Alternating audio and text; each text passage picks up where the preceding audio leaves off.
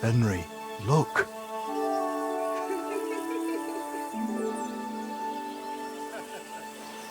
I spent the happiest years of my life in this forge.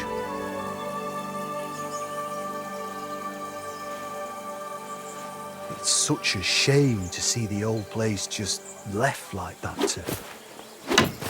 Henry! Stop that.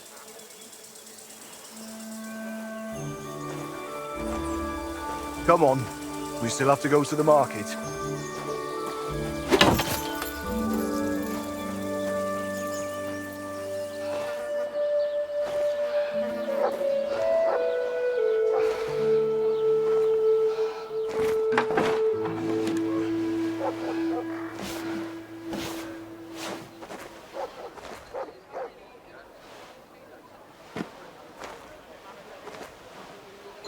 Looking for something, lad? I was just... You won't find nothing here no more. Best move along. Forgive me. It's just that... I remember this forge from my childhood. When I was a boy, my pa, Martin, brought me here. Wait, Martin? My husband had an apprentice called Martin. That was your pa?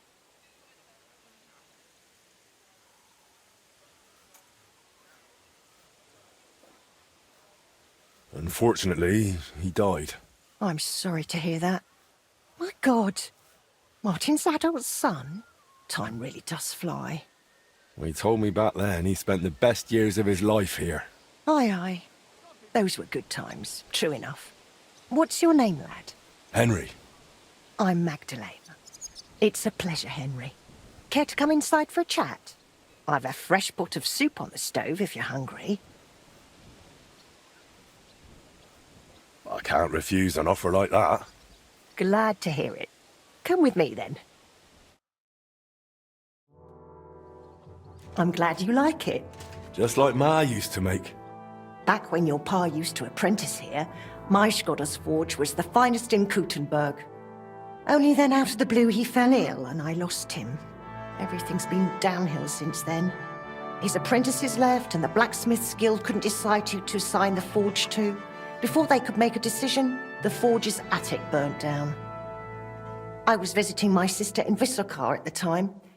She's with the Lord now too, poor thing. I was left here all alone, on jointure. This room is the only one that stayed unscathed for the most part.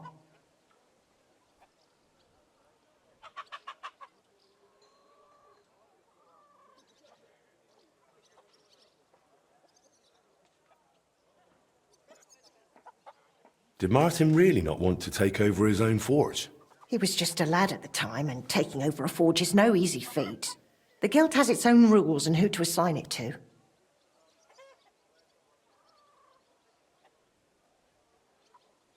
How did your husband get ill? Out of the blue. He started coughing, got weak, then lay down, and never got up again. It wasn't the plague, but something nasty nonetheless. I'm sorry to hear that. What can you do? Such is life, lad. How did the forge's attic burn down? How do you think?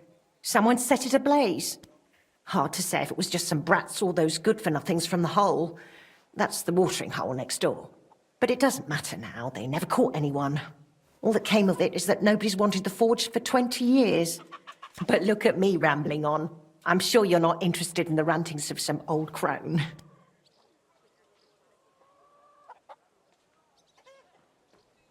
I am interested. It's kind of you to say that. I keep trying to explain to the guild that it's not a lost cause. We just need someone who will bring this place back up. But it's like talking to a stone wall year after year. The guildmasters are too worried about their own business to listen to me. But I'm convinced if we were to find a talented blacksmith, the workshop could be as beautiful as a chapel, like when my old Skodder used to run it.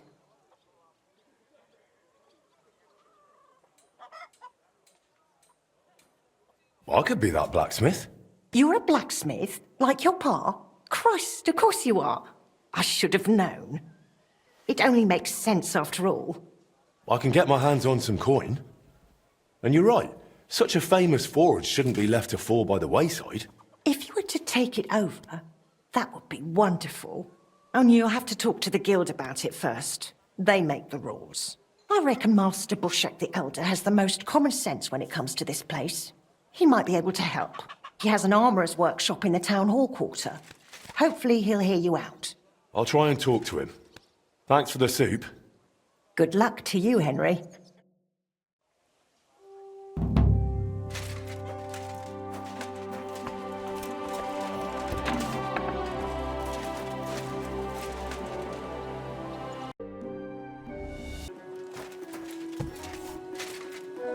Greetings. I'll be right with you. What do you need, my friend? Master Bushek? Aye? I'm Henry of Skalitz. I'm interested in Master Skoda's old burnt-down forge. I spoke to his widow, Magdalena, about it. For Christ's sake. She didn't pull you in off the street, did she? The mad old crone? Well, more or less. Old age must be sad. All I can tell you about the forge is the same thing I tell Magdalena when she bothers me about it. Even getting the building back into its original state would mean pouring a fortune into it. I'd take care of the money. Aye, but only a member of the Kuttenburg Blacksmiths Guild can work the trade around here. And you're not a member. Could I join the guild? It's not that simple. The guild is a private society made up of Kuttenburg burghers, and the other masters aren't too trusting when it comes to outsiders. So I reckon they won't be too keen on the idea.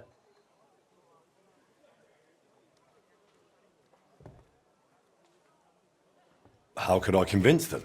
That's hard to say. But maybe you'll make a good impression. But first, you'll be required to meet 3 conditions. Which are? First, you have to come from a respectable family. Second, you have to have blacksmithing experience. And third, you'll have to compete the guild trial. Tell me, blacksmith, what sort of family do you come from? And what's your work experience?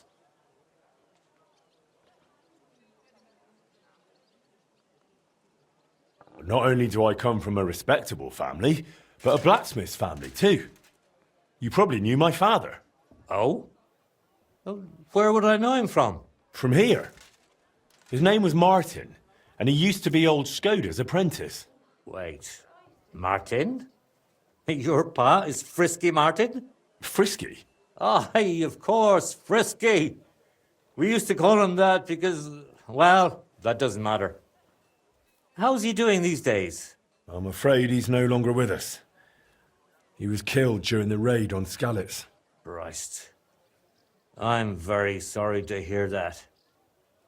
When I knew him, he seemed like a good bloke and quite a talented swordsmith. Some of the masters were good friends of his. They were the same age at that time.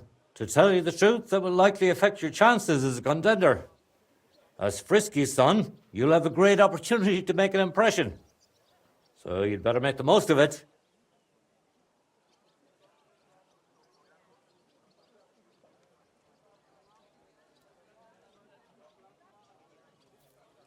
As far as experience, I helped at my father's forge. We made a sword for Sir Radzig Cobbler of Dvorets together. Kobila, eh? The royal hetman. Is there any way for you to prove it? I'd be happy to get his word in writing, if need be. No need. I'll trust you. But if the other masters happen to ask, be ready for anything. It seems answering questions about your family and experience won't give you trouble. Now for the most important part. Are you ready for the guild trial? What does the guild trial involve? The guild trial consists of a verbal exam and a practical exam. First, you'll have to answer a few tricky questions from my colleagues. And after that, you'll forge a sword to the best of your abilities right before their eyes. Of course, the trial comes at a small fee for each try. Well then, do you feel up to it?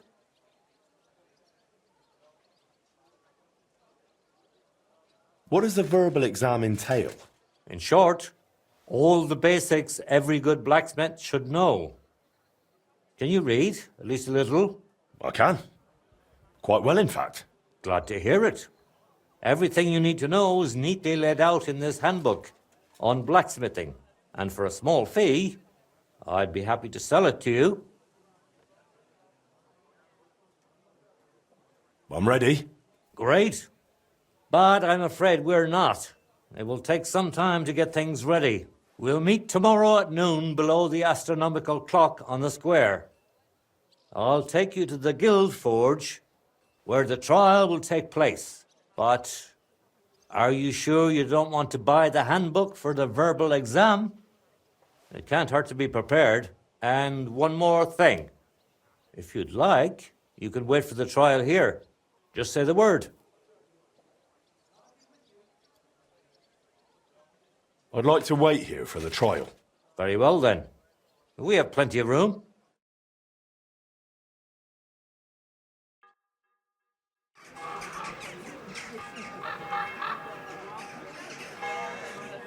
Should we get going? I believe it's high time. Don't even bother looking at that old clock of ours. It's been stuck for 30 years. It seems all the other masters are looking forward to what Frisky's son can do. You'd better make a good impression. But I wonder how prepared you are. Considering you turned around the handbook, mind if I test your knowledge a bit along the way? How can you tell you're making progress while forging? You bloody thief! To hell with you! The workpiece changes shape. That's right. The longer you forge, the closer your workpiece resembles the finished product. I have one more question for you. What color is a properly heated workpiece? Straw yellow. Of course, straw yellow. What else? Wonderful. It seems you really did prepare. I reckon the others have a lot to look forward to. Excuse Good me. blacksmiths should never stop learning. That too is important to our guild. I have a number of designs in my armor smithy that I collected on my travels throughout the kingdom. It's quite a unique collection. And the best part is, I'm happy to share it with others. Stop by any time. Learn to make something new. Your customers will surely appreciate it, but let's not get ahead of ourselves. Your trial still awaits. Just a little further now. Who would like to ask Henry the first question? I'd like to ask Henry if sparks while forging are a good or bad sign. That depends. When you're hammering the piece, it's a good sign. But when you're heating it up, it's a bad one. Correct? I knew you wouldn't be fooled. Let's move on to the second. How about, why do blacksmiths whistle while they work? To keep rhythm. That's correct. At least that. Last question. Tell me, mein Anhänger, what is the Farbe of a correct heated workpiece? Straw yellow. That's right. Wunderbar. You answered all three questions correctly. Now, just to complete the practical exam, Henry, your task will be to forge a guild sword right in front of our eyes. Here's the design for it, as well as the materials. I'm sure you know what to do with them. Viel Glück. Let's see what you can do, young Frisky. Let's see, then.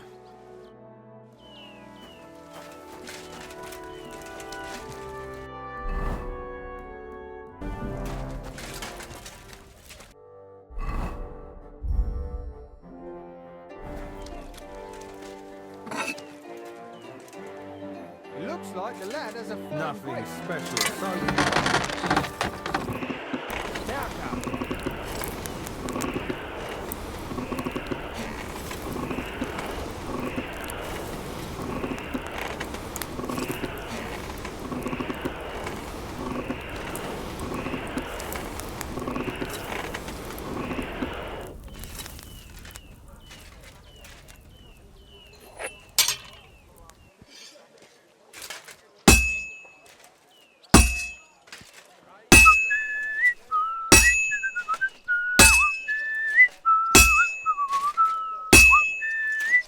Komm schön.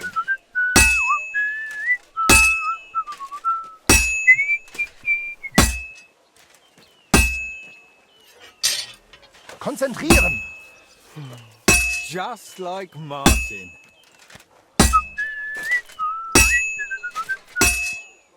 Let's see then.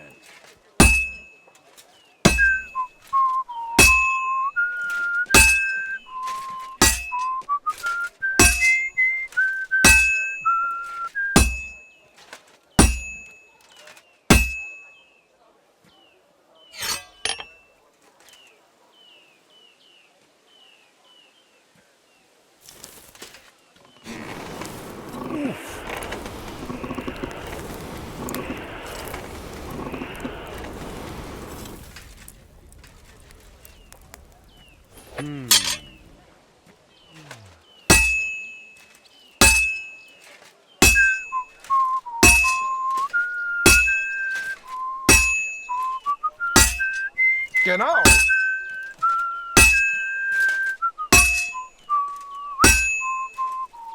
Take a look at that. What's next?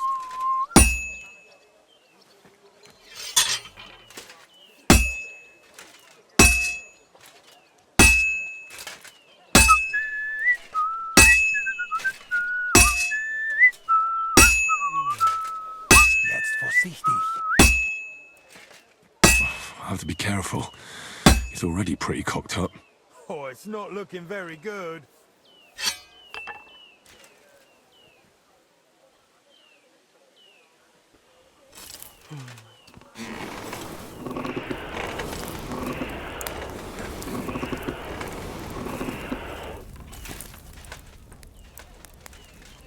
Stärker. It looks like the lad has a firm grip.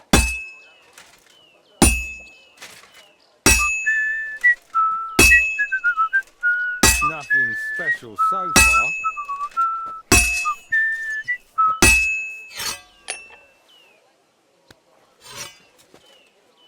Komm schön.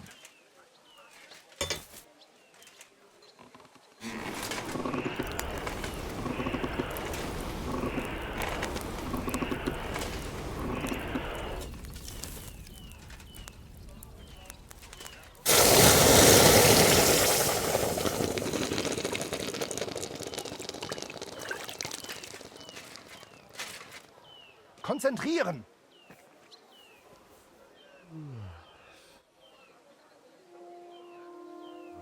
All done? Let's see what you made.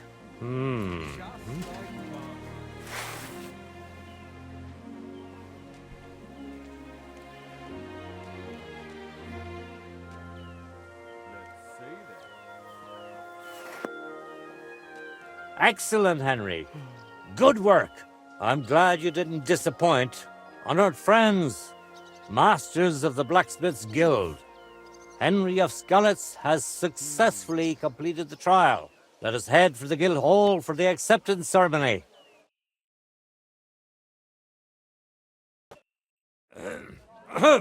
After successfully fulfilling all requirements, I'm proud to announce our guild has grown by a new member.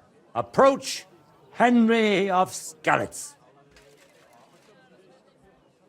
Kneel.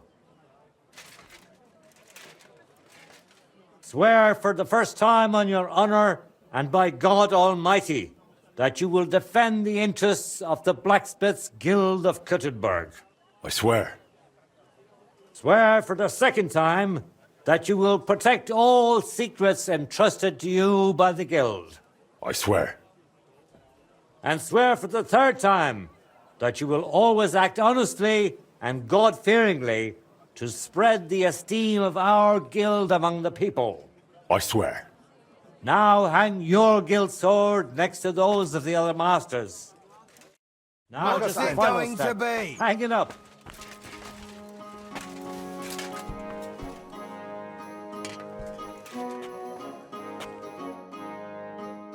Welcome to the guild, Henry. It's now up to you to say a few words.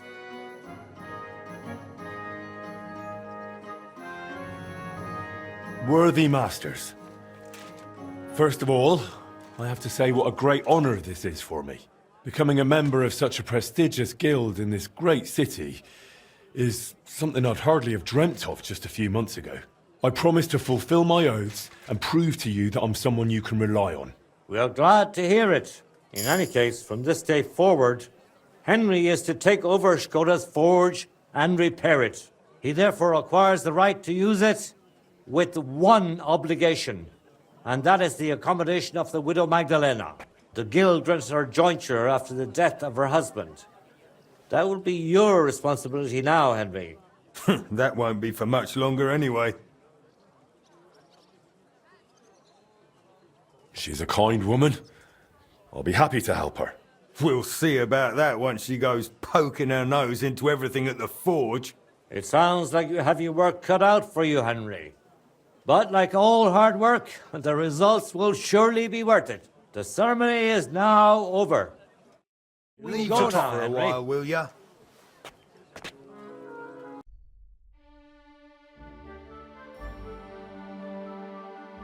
Good news. I gained the right to use the forge. Wonderful. Finally, we can make some progress here. I'm just worried that once you see the mess inside, you'll turn on your heel and run. I'll never run away again. From anyone or anything. I see you have a sense of duty. I like that. Anyway, the house will have to be cleared out first before you can do anything else. The forge, as well as the floor above. Clear the rubble, put it in sacks, take it outside to the wagon, pick up the things laying around, sweep the floors. There's much to do, and I'm afraid I won't be of much help. My back isn't what it used to be. One bad move and I'll stay hunched over like an old crone. I'm sure I can manage. I hope so. Looks like you have some strong hands and that you're not all thumbs. But first you'll have to get inside. The entrance from the street is blocked. A beam collapsed. I'll figure it out.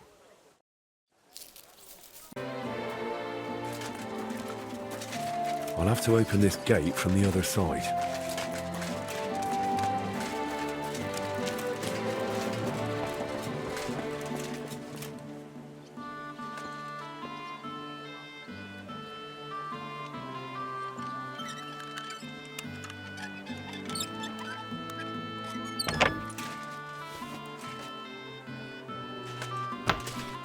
I wonder what's in store for me here.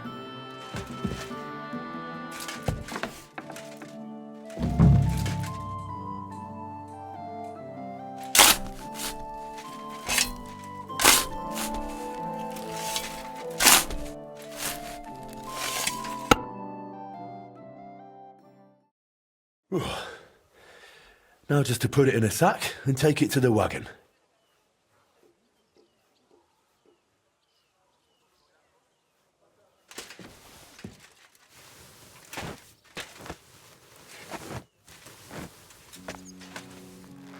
Ah, come on.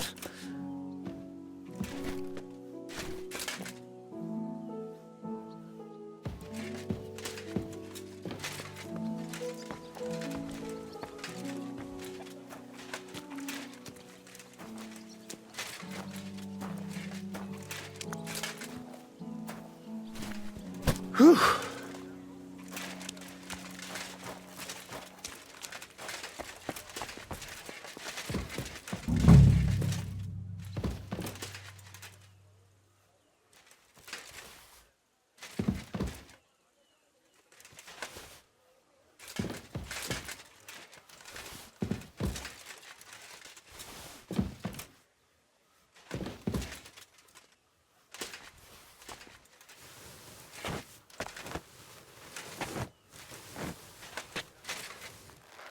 Oh, Christ, that's heavy.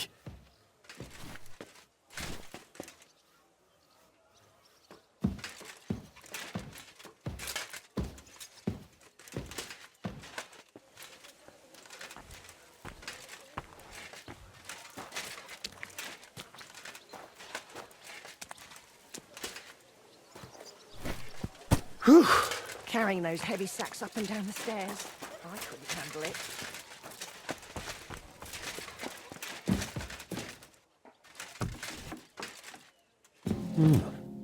This looks like it was an apprentice's room.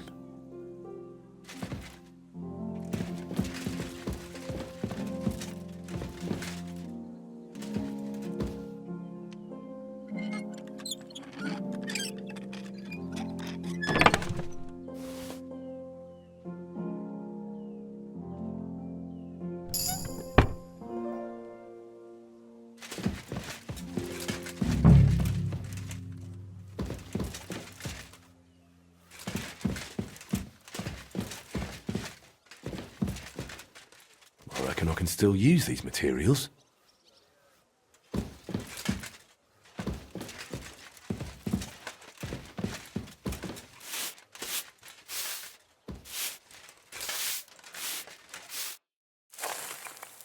Good as new, I suppose.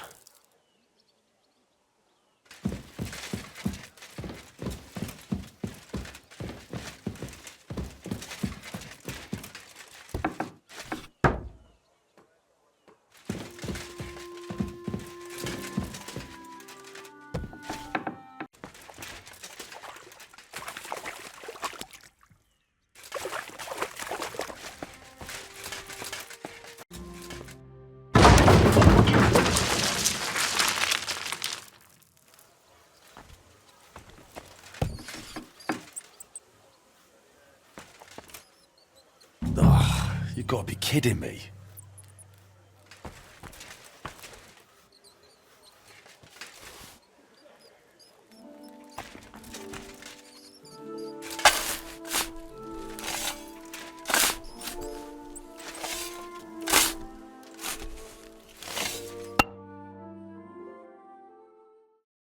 Whew.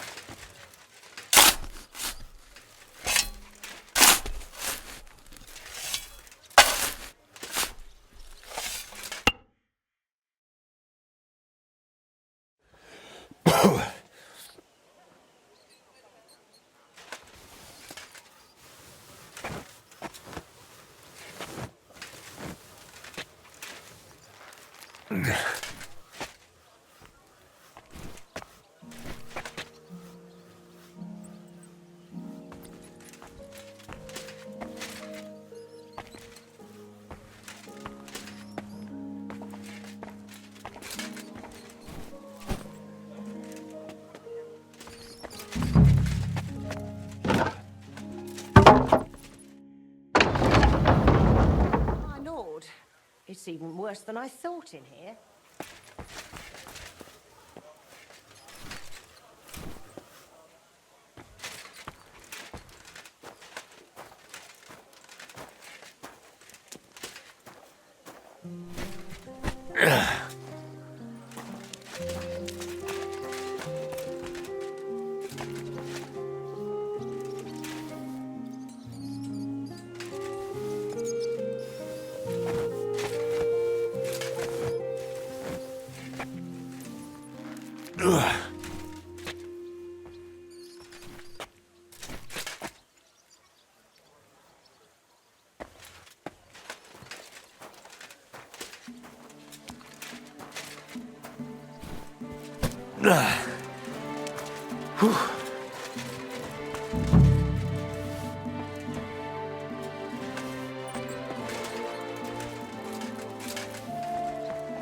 Some of this is bound to come in handy.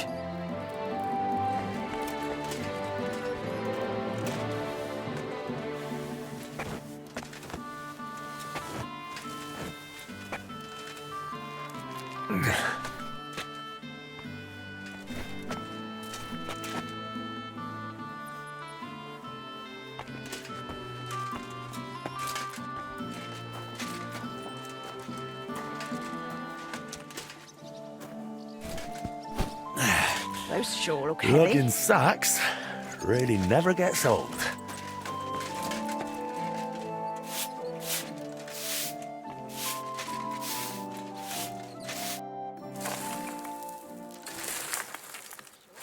What's this? It has Martin's mark on it. I'll have to ask Magdalena.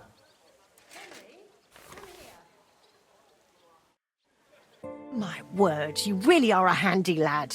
And hard-working too. I like to see that. You see this, Skoda?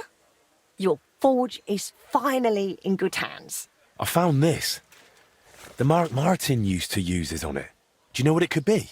Aye, that looks like one of the sketches for that grand project of theirs. They always met up in the evenings after work.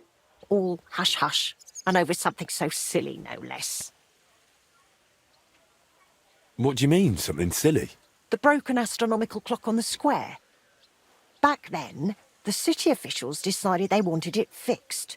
So they asked the masters of the guild to propose a solution. Your pa got all excited about it, then got my old Shkodder involved, along with that other apprentice that was here. What was his name? Such a timid, quiet lad. Sakra. Oh, I can't recall, but I remember they did some work on it, but the city ended up changing its mind.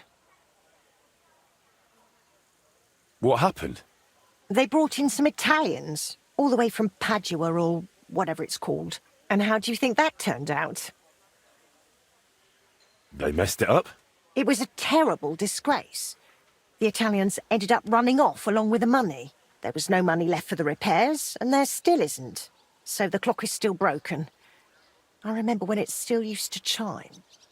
But what can you do? Better to discuss what you want to do with this place. I want to get the forge running again. All right, then. Come, I'll show you something. This was Shkodder's table. He was always sketching something, planning repairs. He could stand here for hours. It was his favourite spot. And now it's yours. It's an honor. I think there's just one thing left to do. You have to put up a shop sign. So your customers know where to go, right? Have a look at the plans here.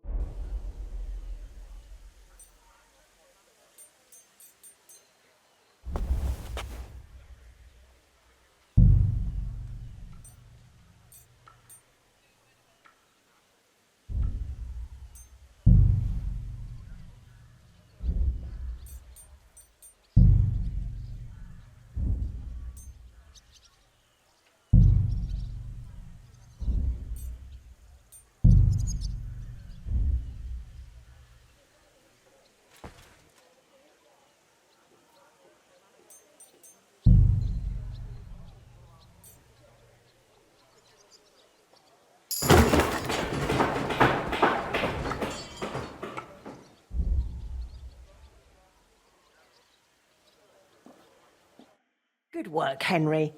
I didn't think I'd see this fire going ever again. We'll get this place up and running again. Now that you're officially open, why don't you forge something for me?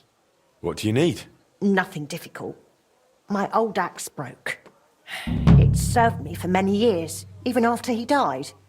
Only now it's all worn down and crooked, so it's not good for chopping. Why didn't you get a new one in all those years? Someone from the guild would surely be happy to make you one. Probably for free. I don't need their charity. Besides, if you're even half as talented as your pa was, this should be child's play to you, no? Of course. You can count on me. And don't forget to sharpen it too. I can't chop with a dull axe.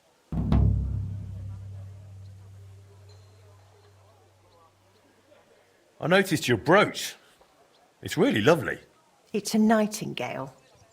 Shkodder made it for me for our first anniversary. I used to sing while I worked. And he'd always say, "My little nightingale." This is a real masterwork. It's mainly a keepsake now. Not much of his is left. Just that old axe.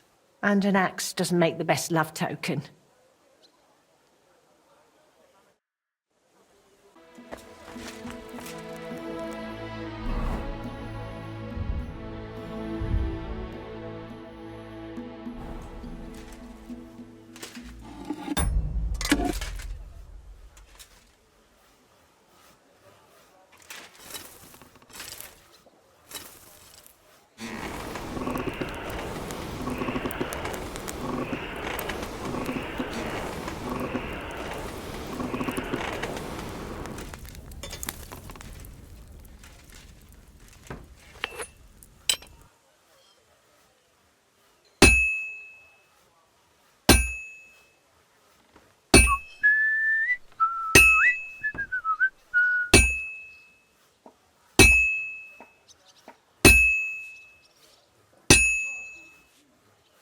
This is useless. It's cold.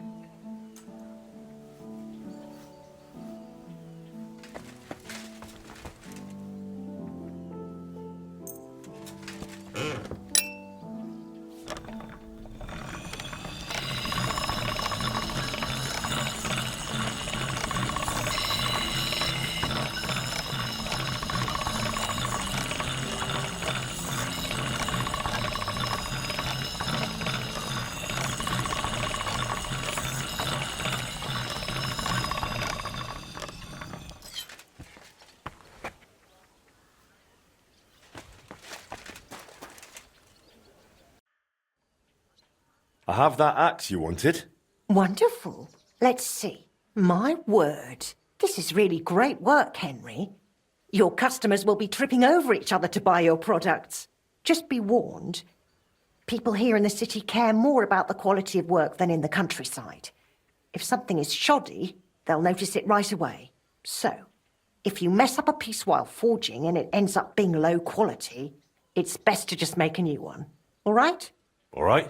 Word will spread soon enough that locals don't have to go to the city to have something forged. And you'll have your first customers. Everyone around here knows me, so sometimes they might come to me with orders. I did the same for my husband back then. Does that work for you? That works for me. Glad to hear it. As long as it doesn't bother you. Why would it? On the contrary, I'm glad. I'll help out around the house, and I'll be happy to help with this too. I don't get out much, so I have all the time in the world. Oh, and one more important thing. You can also sell pieces you forge on your own, without anyone ordering them.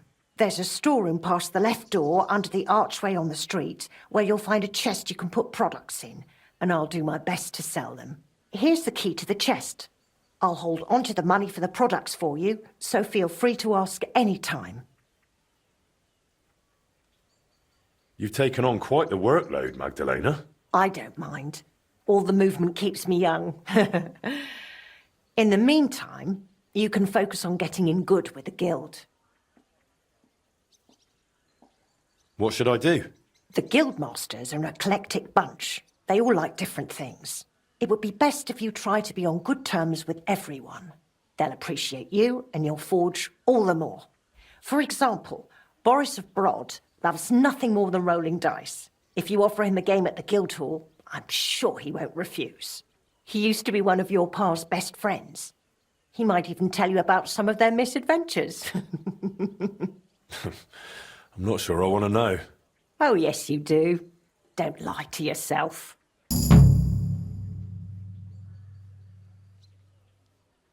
Would you tell me something about Martin?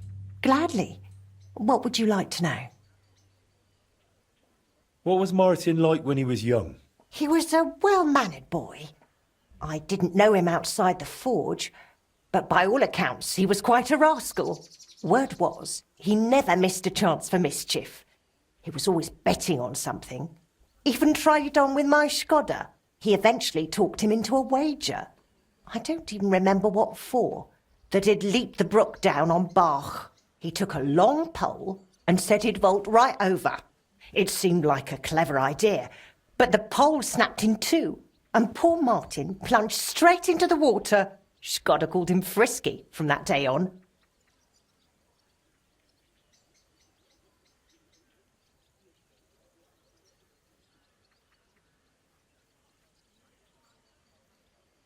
How did you get along with Martin? He was no trouble. Ate whatever I cooked, helped out now and then when it was needed. He was a bit like a son to me, really.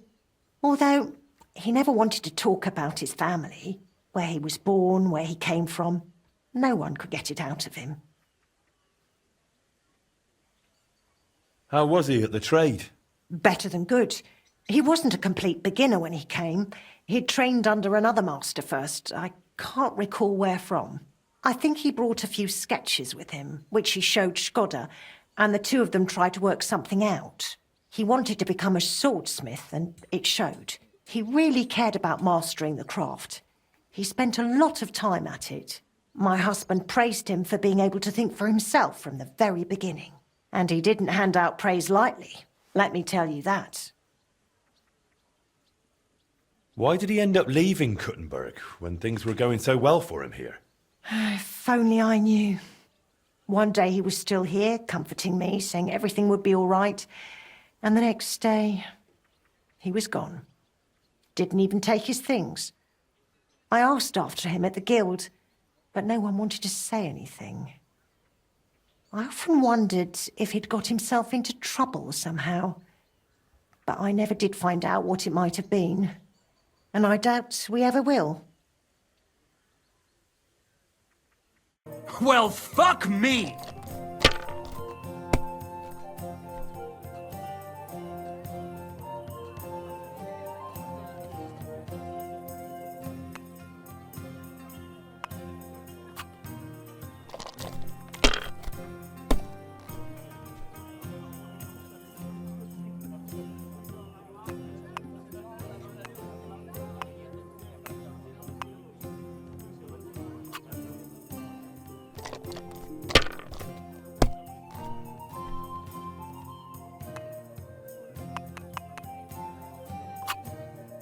Money, money, money. Just like your pa. Frisky always had rotten luck at dice too. Really? Aye, but he did more than all right for himself in other areas. You know what they say, unlucky at dice. Maybe it'll be the same for you. I don't know. Now listen, I had an idea. When you play dice, you could spread our guild's good name. What do you mean? Players in Kuttenburg and beyond always appreciate it when someone like a guild master plays a fair game with them. It'll help our prestige as well as yours. And I speak from experience. And so you have something to play for, even with some more discerning opponents. Take this. Thanks. And one more thing. When me and the other masters had a good look at you during the ceremony, you seem like the type of fella that's been through a lot despite your age. Am I right? You're right. You could say I'm a bit of an adventurer. And that's just the type of bloke I need. Just so you understand, us fellas at the Guild are craftsmen, merchants. There are some troubles we can't solve without outside help. And now that we have someone like you, we might not have to go looking for it elsewhere. What's this about? A shipment of materials that got stuck somewhere on the way to Kuttenburg. One of our German masters, Klaus Eichner, wanted to discuss it with you. Go and see him. He can tell you more. Wait a moment. I wanted to ask you about Martin. Did you know him well? Of course I did. All the blacksmith's apprentices in the city knew each other. We were one big group. But it was different with Frisky. That was real friendship. The things I got up to with him and Fly. These days, nobody would believe me. Who was Fly? A fella called Stander. He used to apprentice with your pa at Skoda's Forge. Folks used to call him Fly because he was always calm, quiet, kind of like a fly on the wall. But when he got pissed off, he could really buzz, believe me. He sounds like he'd be worth talking to. Aye, only he left the burg, and God knows where he is now. Maybe one of the other masters will know more. Try asking them about him. I hear he and Skoda tried to fix the astronomical clock. Aye, everyone wanted to back then. But Frisky and Fly said they'd made some progress. But they could have just been yanking my pizzle. Well, I don't think Martin was the type of person to joke about things like that. I suppose you're right. I reckon if he was still alive, he'd still be trying to fix it. What did you get up to together? Ha! Things that aren't polite to talk about, lad. Girls, taverns, all sorts of nonsense. Maybe I'll tell you sometime, once we get to know each other better. But anyway, don't let me keep you. I'm sure you have your work cut out for you at the forge.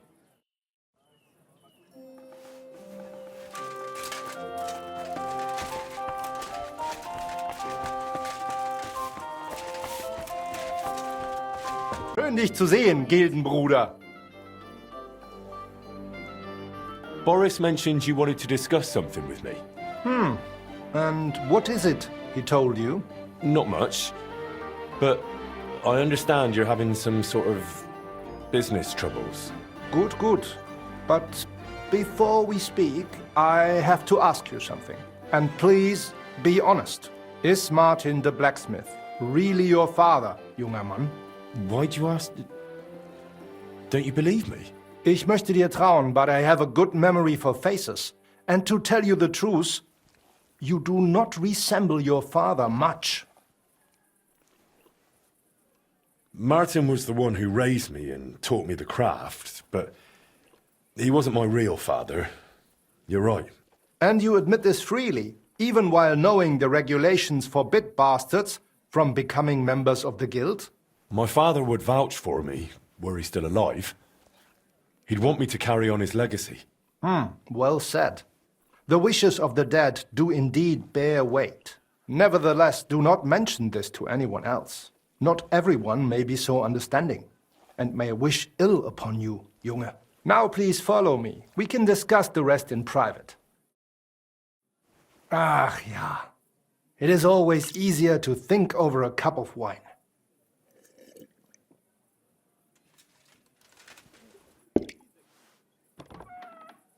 So bitter und so süß wie das Leben selbst. Why did you... Gott segne dich, Klaus. Oh, verzeih, I did not know you had a visitor. Nichts passiert, mein Bruder. Allow me to introduce our newest member, Master Henry. Henry, this is my younger brother, Olbert, a royal official. He oversees the customs and guilds of Kuttenberg. Pleased to meet you, sir. Ja, gleichfalls, Meister. Do not let me disturb you. We shall speak later, Klaus. Auf Wiedersehen, meine Freunde. Good. Now you know my brother as well. He is a man of strong principles. The guilds do not have it easy with him.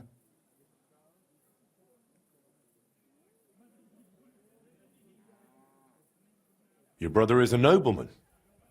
He looks highborn. Nein, not at all. We have the same father. But I was the one to inherit his forge and place in the guild. Albert had to pave his own road. Everything he has achieved is thanks to his ability to deal with people. So he's our ally. We can trust him. That depends. He is an honest man, but he will not give us anything for free. Things used to be simpler with him. Nevertheless, while the world may change, problems stay the same. And you are the one I chose to help me deal with them, junger Mann. I'll be happy to, if I'm able. What is this about, Master? You may not know this, but it is my job to guarantee the guild can do its work without interruption, and that the goods get where they need to. Surely you know our work attracts all sorts of undesirables, right?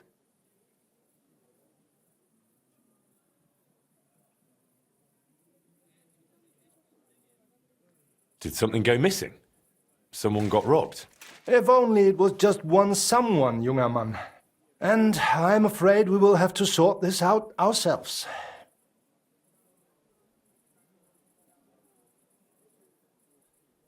I'm sorry, but I need you to tell me a bit more. Ich werde es dir gerne erklären, mein Freund. As you know, the king rules this city. But it is rich mine foremen and trade guilds that truly hold power here. Our is among the most influential, and our business keeps the city's coffers full. But that is precisely why we must be careful. Who's threatening us? Sigismund? Or those Cistercians?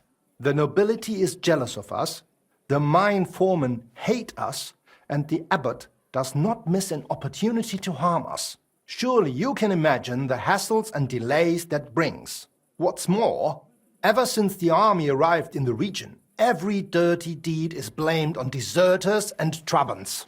Are you saying they're ambushing our wagons on purpose?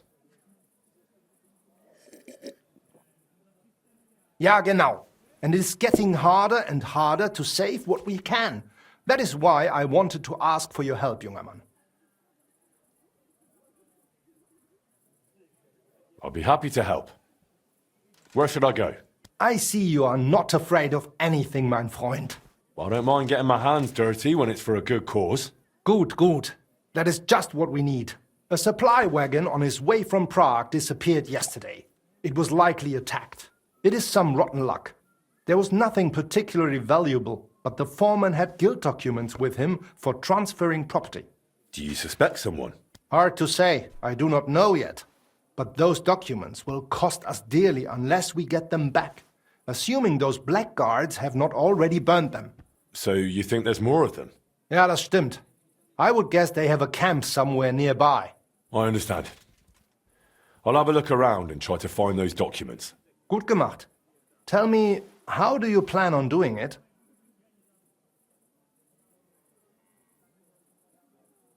I'll find those wretches and fill them with arrows before they even know what hit them. Good. That sounds like a decent plan. Though it is still risky. I will give you some arrows as well as some weapon coating, but be careful. It is highly poisonous. Thanks. That'll come in handy. The documents you are looking for have a green seal with the guild's symbol, and they were in a leather case originally. I doubt those blackguards know how to read, so perhaps you will get lucky and find them lying around or maybe in some crate or chest. Is there anything else? Nein, das ist alles. Get those documents back if you can, but remember, du solltest vorsichtig sein, junger Mann. Ooh. A caravan attacked so close to the city. It really isn't very safe around here.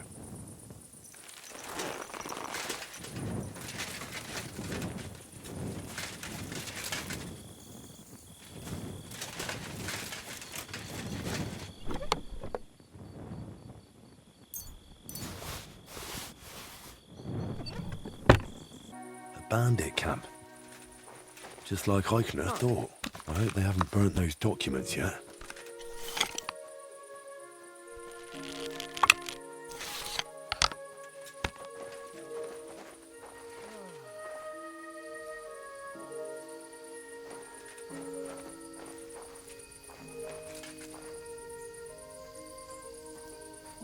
Ah, shit.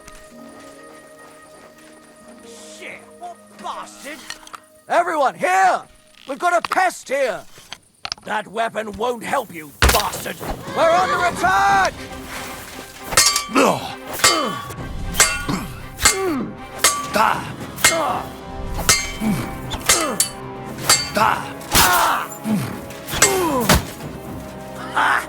You!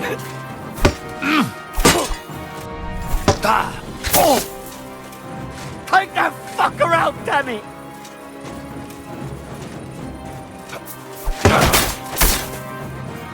Ah, shit!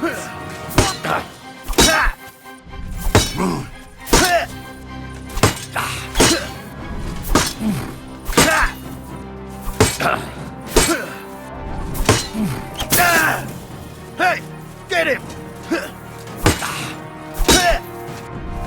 Wanker!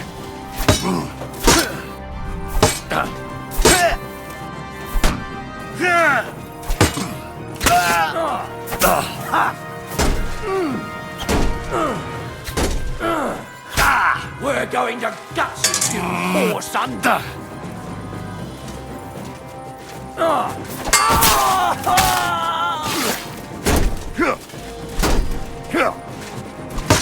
Do it!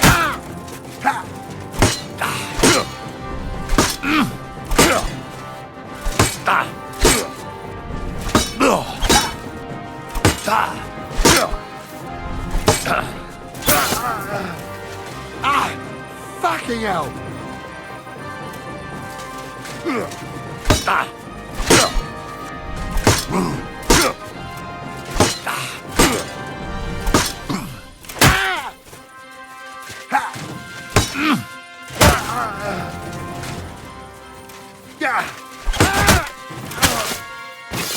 I've been waiting for you.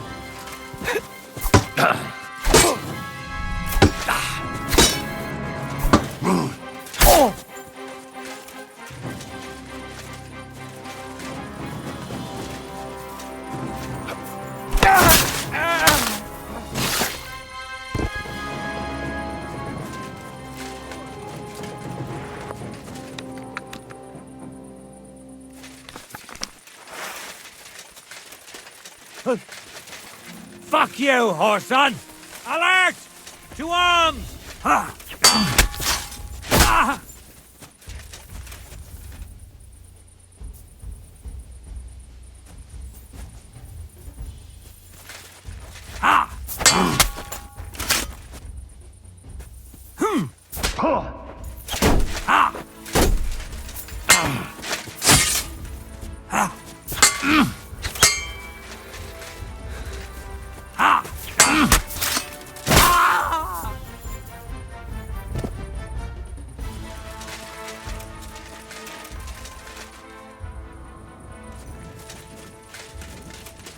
Fuck off before I kill you! Nice try, you whoreson! Attack! Everyone, get over here!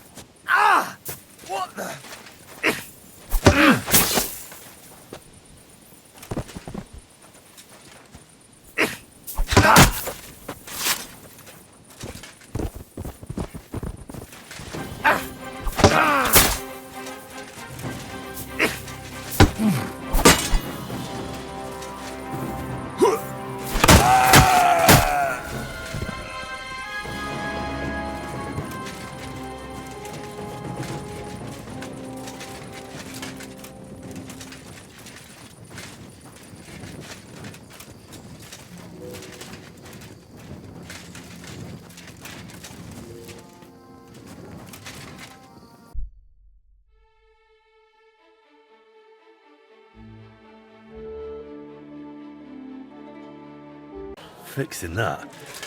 That must have been a superhuman task. Greetings to you, Brother Smith. I got lucky. I managed to get back those stolen guild documents. So you found the scoundrels that did it? Aye. I took back what they stole, then I took care of them. Good. But like I said, it was a needless risk. You should have left that up to the bailiff. Now, show me the documents. Here they are. These are the only ones I found with our seal. Oh, my God. Is this really all the documents?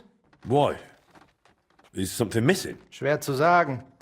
But I think something else is behind this. It seems I will have to have a serious talk with the Brzevnov abbot. But that is for me to worry about. You did your job perfectly. And the other masters will hear about it. You can be sure of that. By the way, I heard you are looking for a man called Standa, whom they called Fly? Aye. Do you know something about him? I asked my contacts and found out he went to Horshan. Apparently he worked as a blacksmith in the mines. Why are you looking for him?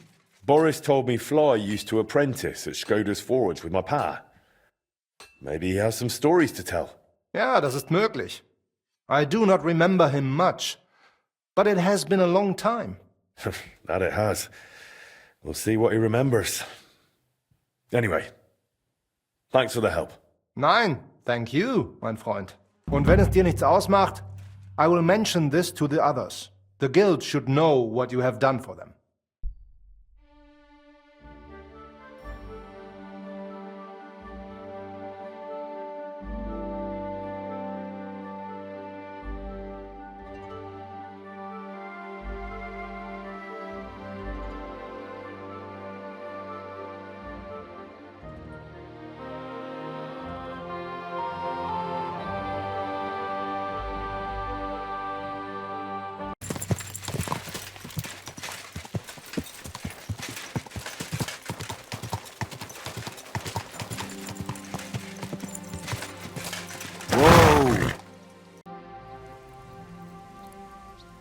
Are you blacksmith Stander?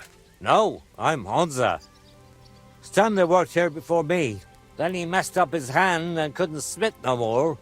So I got the job. And do you know where I could find him? He started working the shaft as a regular miner.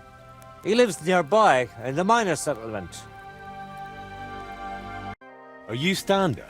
Who's asking? Henry. I'm Martin's son. He used to apprentice with you at Skoda's forge. Martin? Christ, I haven't heard that name in years. How's he doing these days? I'm afraid he's no longer with us. Ah, I'm very sorry to hear that. We used to be best friends. So I've heard. Christ, what a day. What a day. Is that what you came here? To tell me he's dead? Well, I had to tell you, but I also have something to ask of you. All right, but this isn't the best time to tell you the truth. Why? What's going on? I don't know if I can... Oh, but you are Martin's son. It's not like I have anyone else to talk to anyway. I'm in trouble. Big trouble.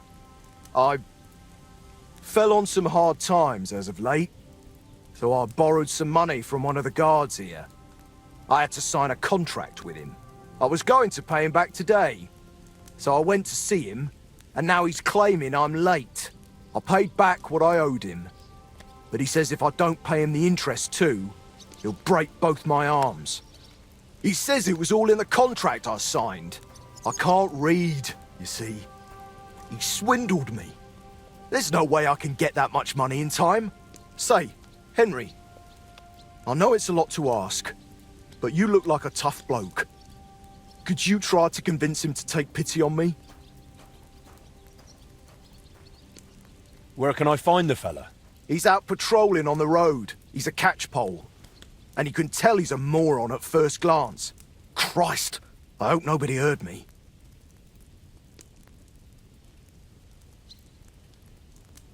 Why are you so afraid of him? Because he's a madman. He'll beat the shit out of you just for the hell of it.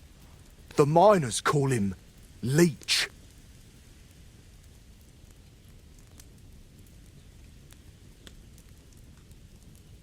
I wanted to ask you about the Kuttenburg astronomical clock. I heard you and my pa repaired it together. Look, I don't have time to think about the bloody clock. That bloke is going to break my arms.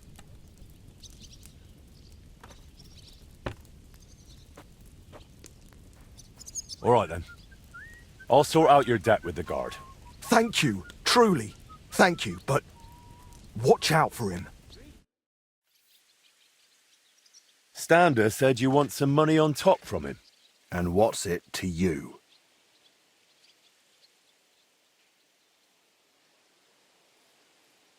I think you ought to forget about the interest. What you originally lent him, Stander already paid back. Why break his arms over a made-up debt? What sense does it make? So people will fear you. In the end, that'll only bring you trouble. And what if some superior of yours finds out? You think they'll be pleased? You'll be the one who ends up paying for it. Well, you're probably right. All right, then. Stander repaid his debt to me. Here's the promissory note. And tell him he's off the hook. I sorted out those problems of yours with the guard. He'll make do with what you originally owed him. You're even. Here's the contract. Thank you. Truly thank you. You wanted to talk about the astronomical clock. But why with me? The guild assigned me Skoda's old forge, so I'm fixing it up. And while I was cleaning, I found a plan of the astronomical clock. Magdalena told me the two of you tried to repair it on your own back then. Wait. You're the master of old Skoda's forge now. That I am. Well, I'll be. And Magdalena is still living there? She is. That's good. How's she doing? She's doing all right. She was sad to see how long the forge was in disrepair. And living in a half-broken down house must have been tough. Poor thing. When old Skoda died, she must have been through a lot. I have to go and see her. I have to see her and apologize. I just have to. I don't want to be here anyway. You reminded me of the old times in Skoda's forge and damn it. I'm a blacksmith, an armorer. I was almost ready for the master's trial. Oh, only I can't fight for my place in the sun. I never could. That's why I'm rotting down here in the mine. But maybe it's not too late. I'll try and find some work in a forge, somewhere near Kuttenburg, maybe in Bach. But first, I'm going to Skoda's forge to see Magdalena. And nothing is going to stop me.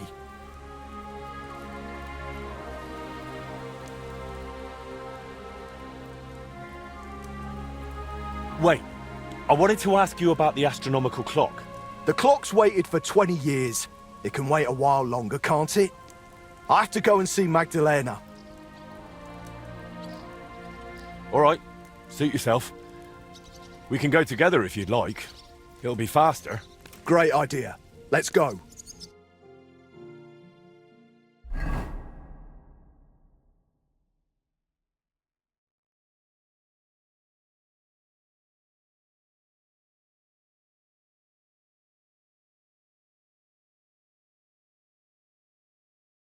God be with you. Wait, who? You seem familiar. Magdalena, it's me, Stander. Stander? Oh, that Stander. My lord, you've changed so much. Well, it has been 20 years. I'm so glad to see you. You look great. Oh, please. I'm an old crone. What are you doing back here after so many years? Henry here reminded me I'd left you alone here back then. And I came to apologize. There's no need to apologize. Really, everything is better now. As soon as the fire got going again, it's as if things were back to normal. Just like the good old days. When Skoda died, it's like everything went belly up overnight.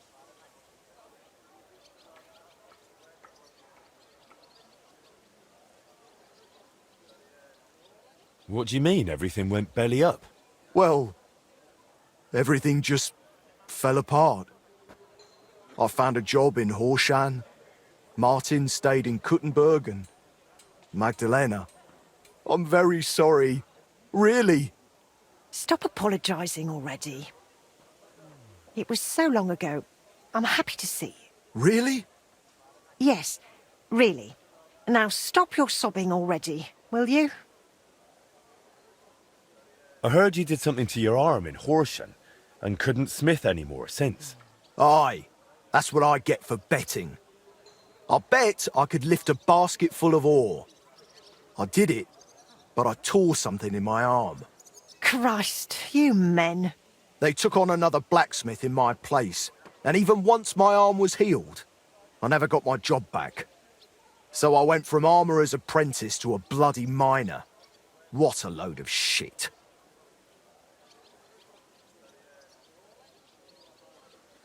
You know what, Stander? Since you don't want to go back to Horsham, That I don't. I thought you might want to stay and come and live with us. What do you think, Magdalena? Why not? There's plenty of space. This used to be your home, didn't it? Why, That's very kind of you, but I wouldn't want to get in the way. Oh, please. You won't be in anyone's way. You can help me out at the forge from time to time. What do you say? I don't know. Like I said, I could just go to Bach. It's no bother. There's no need. Stay here. Thank you. Thank you. And I'm sorry. Stander? How far did you get with repairing the astronomical clock? Pretty far. We went to see the clock, found what wasn't working, and started making the parts needed. Aye. I remember the sound of hammering long into the night. We hand-forged gears for the mechanism we wanted to set the clock to. I suppose you could call it the metal heart of the clock. It was a hell of a lot of work. Then we hired a goldsmith's apprentice to put the whole thing together. He was a canny lad, only he turned out to be a right bastard and ended up fleecing us. I didn't know that. What did he do? He decided to fuck us over and sold the machine to some rich burgher. The lad told him it was some ancient artifact, and the bloody fool ate it up. Martin gave him a proper beating for it, but it was no good. The machine stayed with the burgher, and shortly after that, Skoda died, and the whole thing lost its meaning. Maybe I'll manage to fix it up. You sound just like Martin. He put his heart and soul into the repair, but it's all so long ago now. What's the name of the burgher who kept the mechanism? Looking to get it back, are you? Forget about it. Martin tried it back then, and it was a wonder they didn't call the catchpoles on him. It's been 20 years. Maybe his family doesn't even know what they have. I doubt it, but it's worth a shot. His name was Vetter, German fella. His house was across from the rat house in the lower market. Aye. But old Vetter is long gone. His son works as a scribe now. But the heart is just the beginning. You'll need other parts too. We had plans for them, but God knows where they ended up. Do you know by any chance? I have a bunch of Skoda's old sketches. Remind me later, Henry. My memory isn't what it used to be. Where can I find Vetter, the scribe? Either at his home or at the Rathaus. His is the last door on the gallery in the courtyard. What does the mechanism look like? It's a kind of large metal target, about a foot in diameter. It has sliding circles and grooved rails attached to it. They're supposedly used to measure the time by the sun and stars. But to be honest, I don't know how. I'll go and talk to the scribe then. Let's hope he doesn't take after his father. I suppose I'll go and settle in. Hey! What do you need? You blacksmiths can pull teeth, is that right? Well, truth be told, no one's ever asked me to do that before. But you can do it, can't you?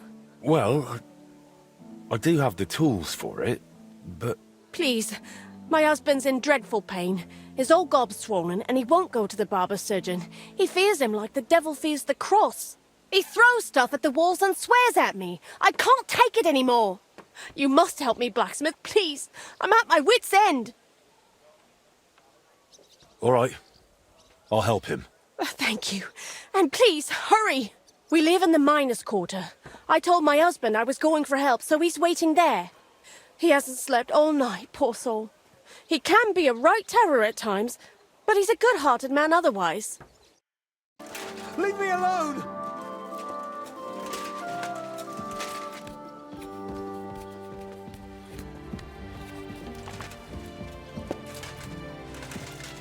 I don't want it! Go away! Stop, damn it!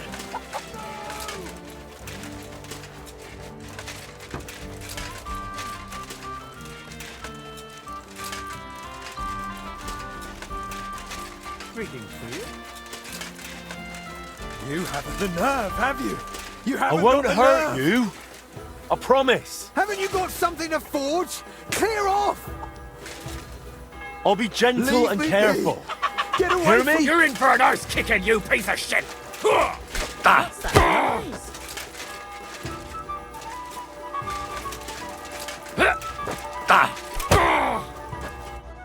You all right?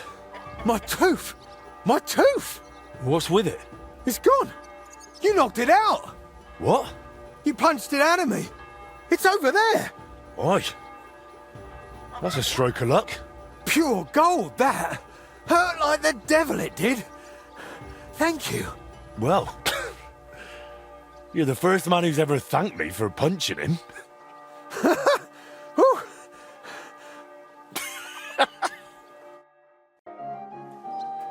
I've taken care of your husband. I reckon his tooth won't be hurting anymore. I knew you'd help him. Thank you. Just don't be startled. He might have a black eye. Or two. He fought back, didn't he? Bloody hothead. He fought, but he couldn't fend me off. And the tooth's gone. You're a saint. I'll finally have some blessed peace. Here's your well-earned reward. And I'll tell everyone how handy you are. Why not? Feel free to sing my praises. I'll be daft to turn that down. But make sure you also mention I don't pull teeth with pliers. I knock 'em out with my fists, right? Got it. And thanks again. Ugh. Smells like rotten fish. Don't be shy. Come closer and take a look. Come and take your pick. Quality goods here. Pfui, wasch dich. Du siehst schrecklich aus. I heard you've got some curious heirloom from your father. Ah, yes. The ancient mysterious device. Heaven knows what it's for, but it's surely a rare thing. Why are you asking about it? I'd be interested in it. I can't just sell it. It was my father's. Sorry to disappoint you, but that mechanism's not what your father thought it was. And what do you think it is, then?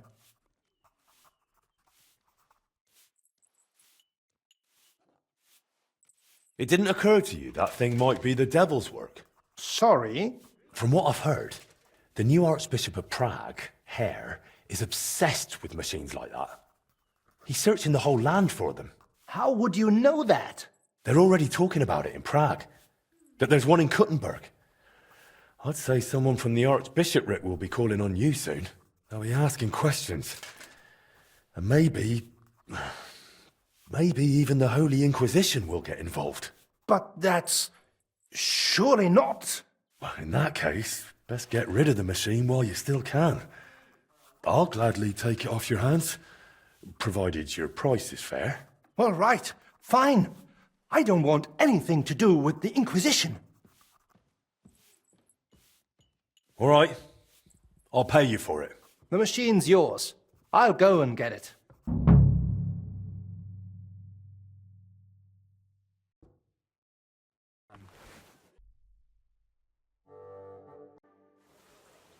Is there something I can do for you? Ah, I see the rumours about Skoda's old forge being back in business were true. Aye. Only it's my forge now. I'm Henry. Ah, Master Henry. Excellent. Pleased to meet you. They call me Janacek. I live over in Bach. And what can I do for you, Janacek? Nothing too complicated. All I need is an ordinary hunting sword. But, you know, reliable like. No piece of junk. All right. I'll gladly make you a hunting sword. And it won't be a piece of junk, I guarantee it. Glad to hear it. A good hunting sword like that really comes in handy around the house. When you're done, please bring it over. I'd stop by myself, but you know how it is. Loads of work and not enough hours in the day. Aye, I get it.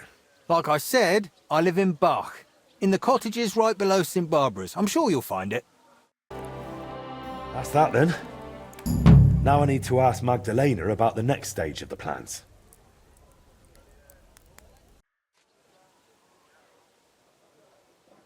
Magdalena? I'm glad you brought Stander here. Looks like the poor lad went through a lot down in those mines. Maybe, but... He's finally doing what he should. You're truly a man in the right place, Henry. That's plain to me. Thank you. What did you need from me? Oh, right. You were going to remind me of something, weren't you? I wanted to ask if you'd have a look through Skoda's belongings. See if you can find anything more about that clock. Sketches, drawings, calculations... All right, I'll take a look. It'll take a while, though. Skoda was always scribbling notes and never threw anything away. But look, if you're really serious about repairing that clock, you ought to let the town hall know. Go and see Bailiff Plumel and tell him what you're planning. He might have heard of our forge by now and give you a hearing. Grüß Gott, Meister Heinrich.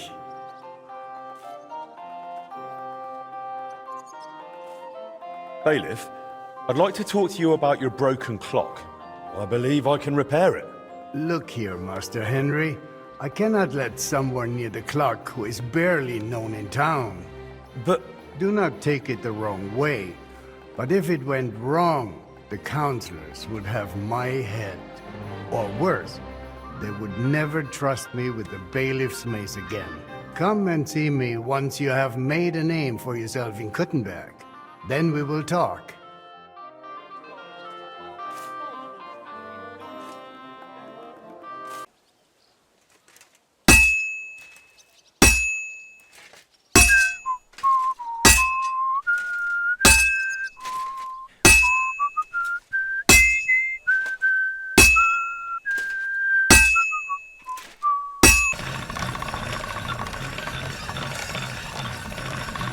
That should do it.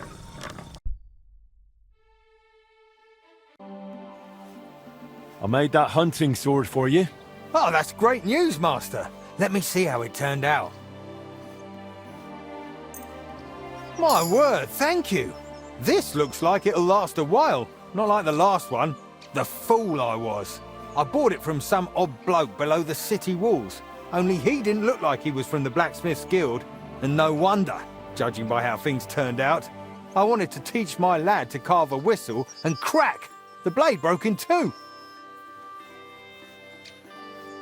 Well, you should really only buy products from the guild. It guarantees quality. That's why it exists. You're right, Master. I'll remember that from now on. And thanks again for the hunting sword. Henry, do you have a moment for me? What's it about? Yesterday I promised the priest from St. James I'd stop by with some eggs, but I haven't been yet. Would you carry them to him, please? I've still got a heap of work around the smithy, and I don't want to keep him waiting. Sure. I'll stop by and see him. Thank you so much. Here you go, and be careful with them. Well, are there any new orders for me? Aye, aye. An old friend stopped me in the city, curious about who you are and what you've done with the place. And what did you tell her? The truth. What else? That you're a canny master blacksmith, and that you'll make her whatever she needs. And right away, she blurted out their horse needs a new set of village horseshoes. All right. She wants horseshoes, she'll get horseshoes. Thank you. And once you're done, please deliver it to her. She works for Mannlicher in the cobbler's quarter. For Mannlicher? He's a guild master. Why does she want me to make horseshoes for her? What do I know? Maybe Mannlicher doesn't make horseshoes. He's a swordsmith, isn't he? Well, he has apprentices. It's not like he'd have to make them himself. I haven't a clue. Maybe she's just curious to see what you can do. Good afternoon. I have those horseshoes you ordered from Magdalena. You must be Master Henry. My, you really are handsome. Will you take a look at these horseshoes as well, or did you just want to look at me? I'll happily look at both. Thank you. This looks like some solid work. Mistress will be very pleased. To be honest, I'm surprised someone from Master Manlicher's household would order horseshoes from another blacksmith. Aye, I found it strange too. But Mistress explained it to me. The master, his son, and the apprentices mainly make blades and other weapons. Horseshoes are, how should I put it, beneath them. Well, in my opinion, a good blacksmith must be able to forge everything, even horseshoes. I'd say so too. But you know, a master swordsmith like Master Manlicher has a right to his principles.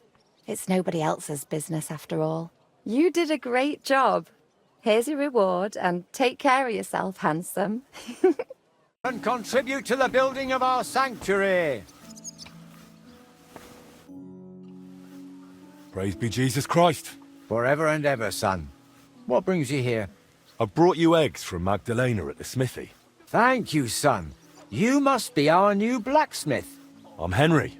God bless you for taking on the renewal of that wretched place. How are you doing, anyway? Magdalena has told me a bit, but I'd like to hear more from you, too. I can't complain.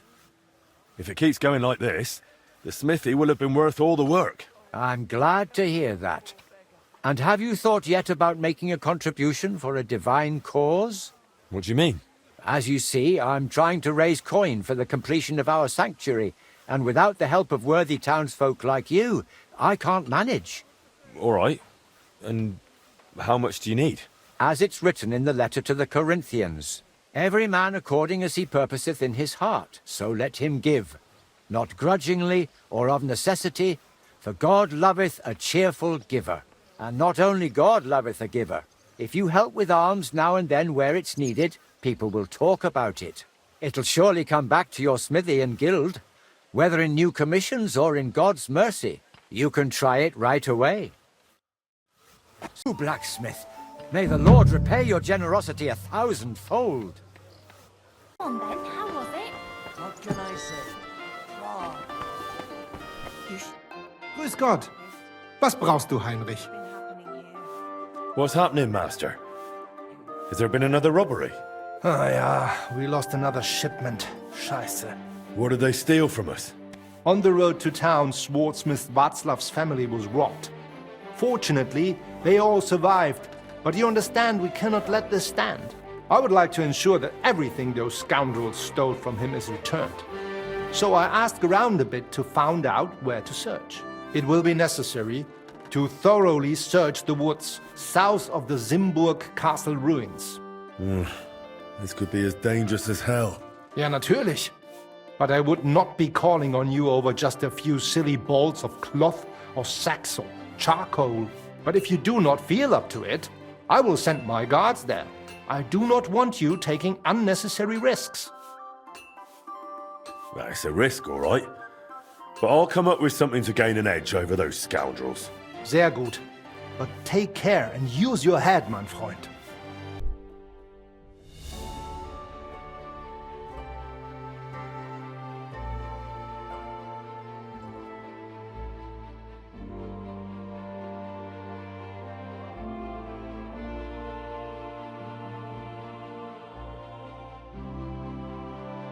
The area Eichner spoke about.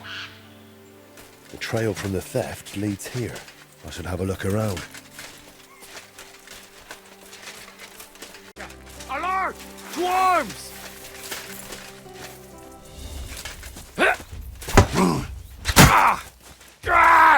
Fucking hell!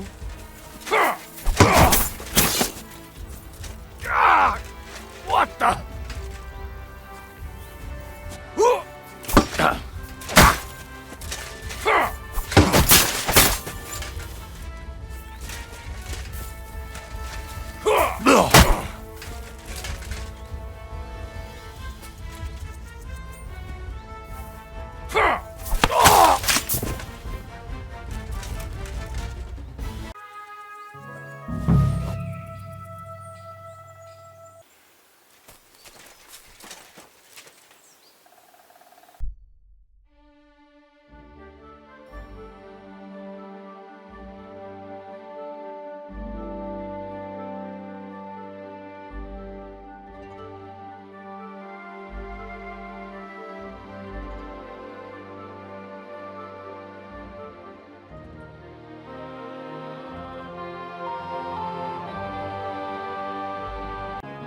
Pfui!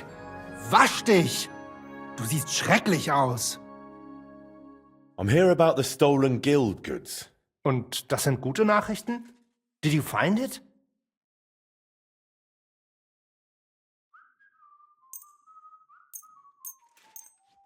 Aye. Here you go. I hope I didn't forget anything. Gut gemacht. I am glad you can be relied on, mein Freund. The other masters will be pleased that thanks to you, our guild suffered no loss. Glad I could help. If you need anything again, just call on me. Vielen Dank. Gott möge Ihre Hand führen, mein Freund.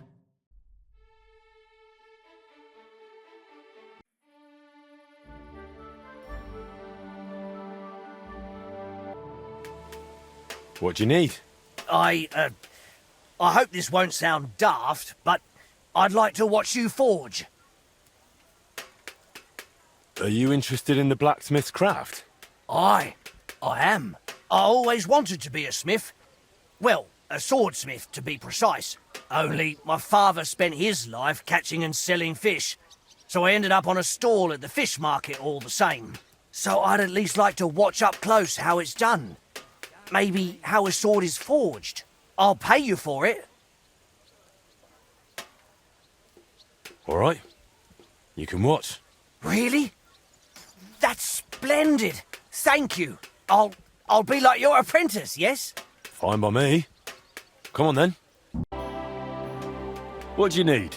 Good day to you, Master. The name's Splinter. I'm a joiner and carpenter. As far as woodworking goes, you won't find anyone better far and wide. Word is, you're a real canny bloke. And I just happen to need a new carpentry axe. But it's got to be solid, sharp and tough, just like my old woman.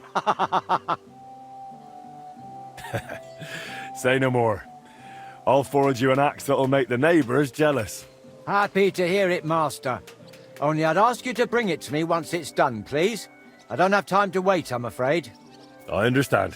You'll find me in the courtyard at the horse market, working my arse off dawn till dusk. I'll come and find you as soon as I'm finished.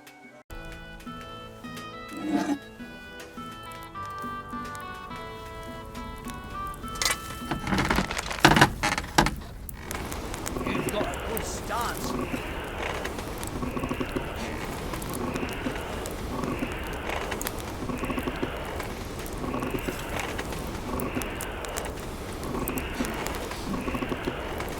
That's how it's done.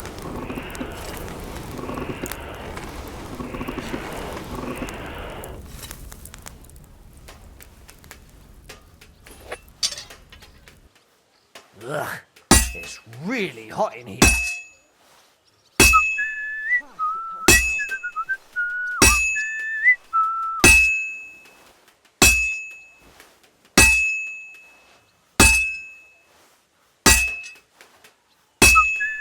That furnace is marvelous.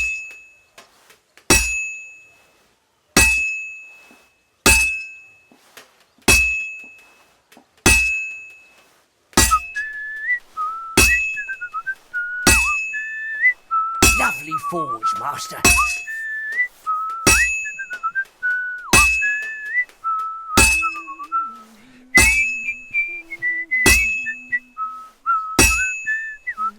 You can do it, Master.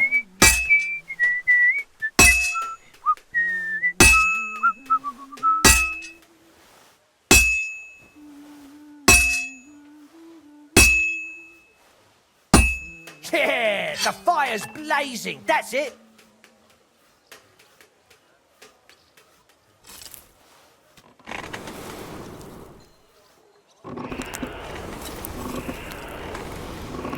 Put your back into it, Master.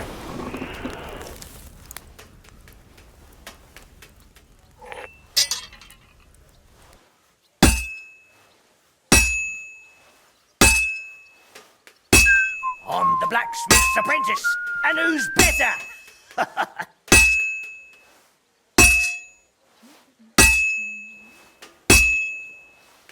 Looks like it's almost done. Almost done, Master.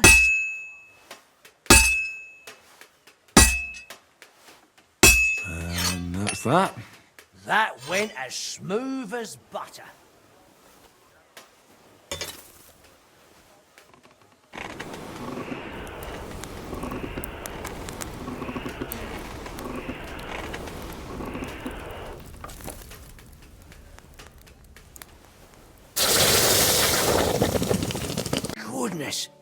That was marvellous, Master.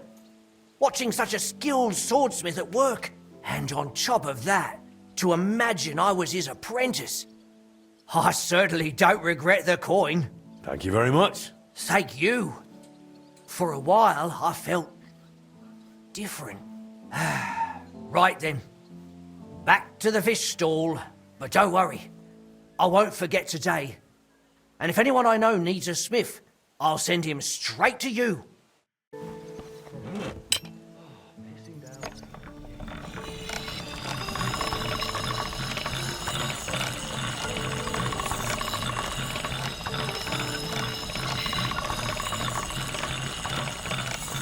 That's more like it.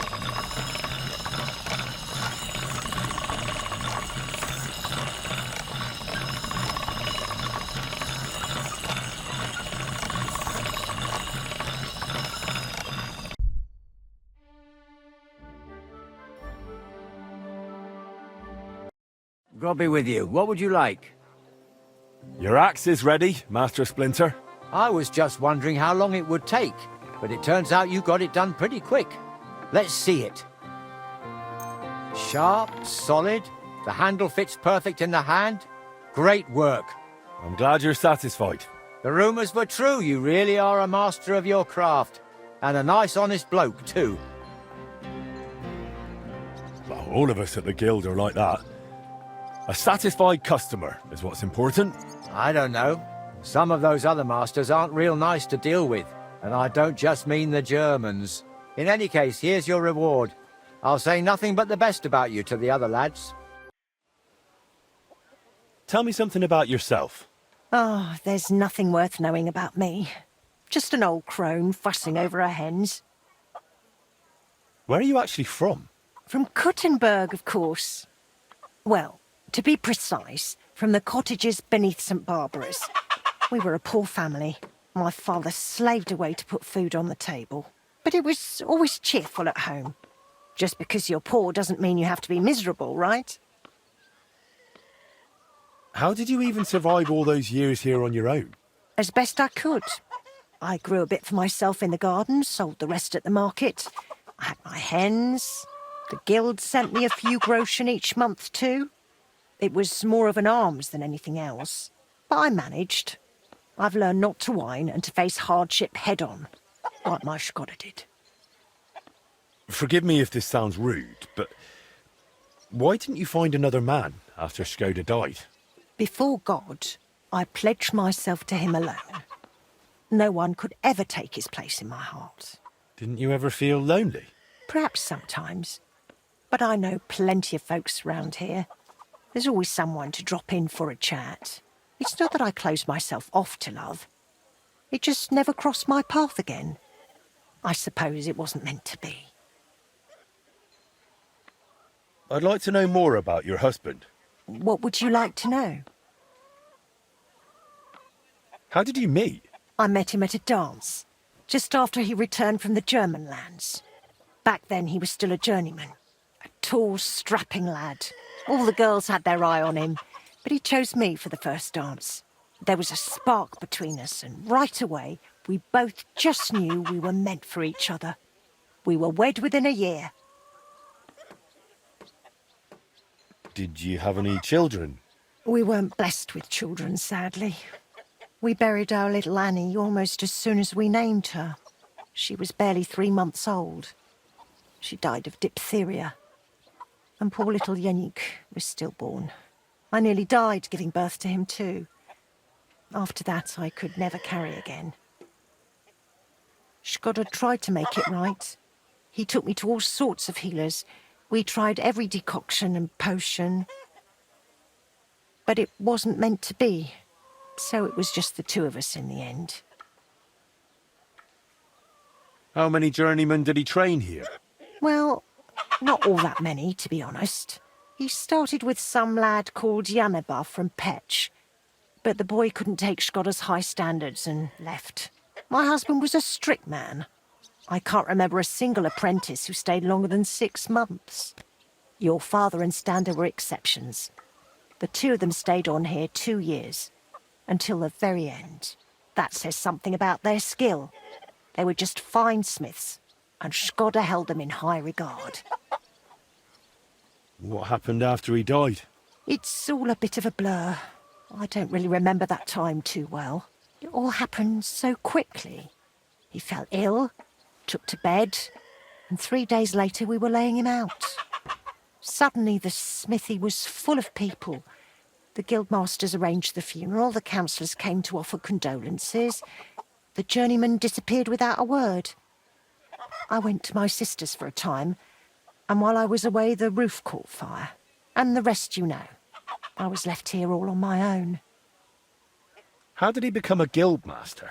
Not long after our wedding, he passed the guild exam. He was even offered a choice of 2 forges.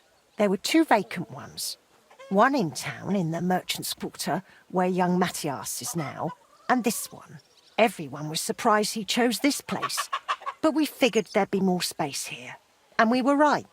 People didn't mind walking outside the walls once they saw the big, fine smithy we built here. As our smithy prospered, Skoda's influence grew, not just in the guild. He even talked about standing for a seat on the council. But he didn't live to see it. Greetings, Sonny. I managed to get the heart of the clock from Vetter. That's great news. But if you really want to fix the astronomical clock, you're in for a long ride. This is just the beginning. Feel free to ask if you need any advice. I hear you and Martin used to be close with Boris of Brod. Aye, old Boris, of course. He was a good bloke, never against a bit of fun. And now he's one of the honoured masters of the Blacksmiths Guild. You could always tell that fella would go far, unlike me. I heard they used to call you Fly. Aye. Skoda blurted it out once when I was standing by the forge doing nothing. He said, "Don't just stand there like a fly on the wall." I wasn't a big fan of it. But that's just how it goes with nicknames. You always end up stuck with the one you don't want. Don't take it the wrong way, but you seem like a bit of a loner to me. Did you live this whole time without a woman? No. I was with this one girl who worked in Horshan for 7 years. A fine woman she was, from out Charslow way. She had a rough childhood. When she was a lass, some awful man hurt her in a bad way. She couldn't have children after that. But I didn't mind. We were happy together. And I don't think I could raise children anyway.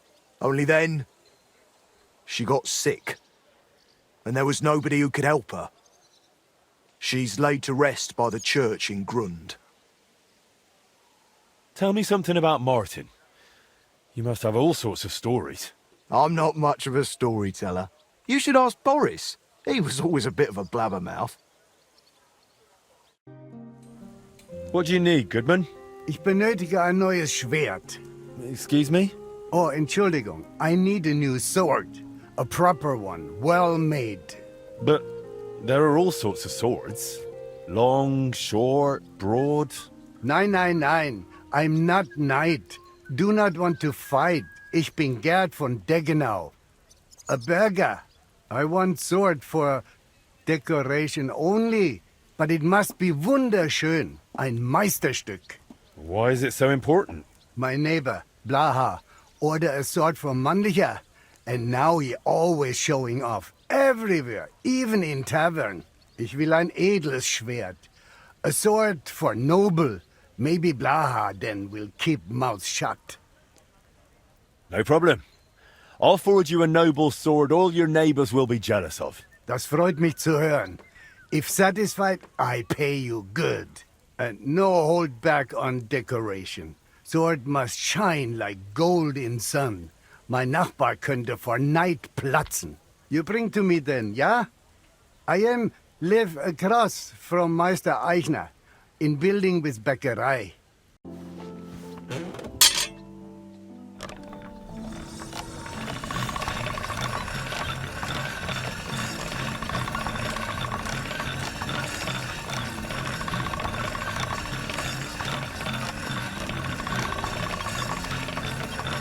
That should do it.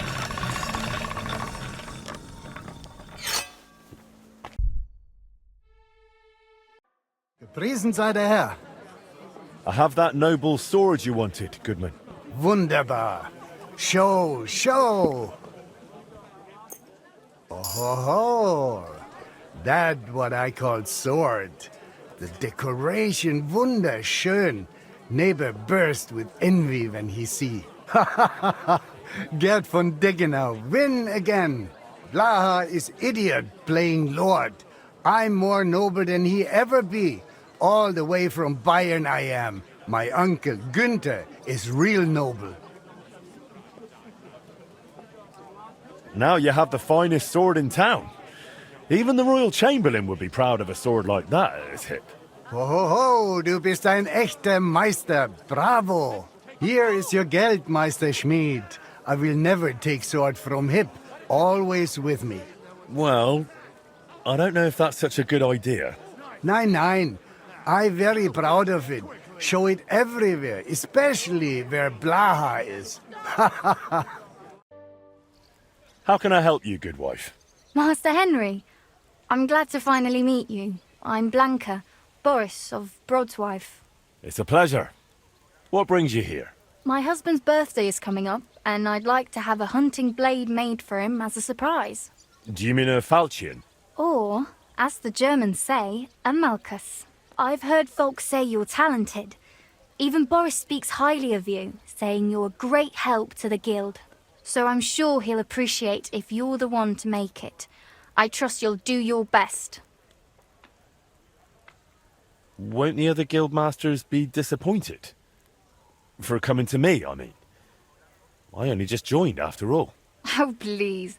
Boris has all sorts of swords, sabres and daggers in his collection he got from the other masters in the past. That's why a gift made by you will be a nice surprise. Very well, then.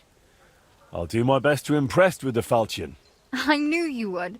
You youngsters always wanting to show off. Please, bring it over when it's finished. You know where we live. But don't spoil the surprise, all right? Boris doesn't know a thing. Well, well, the Flash is here. Flash? That's right.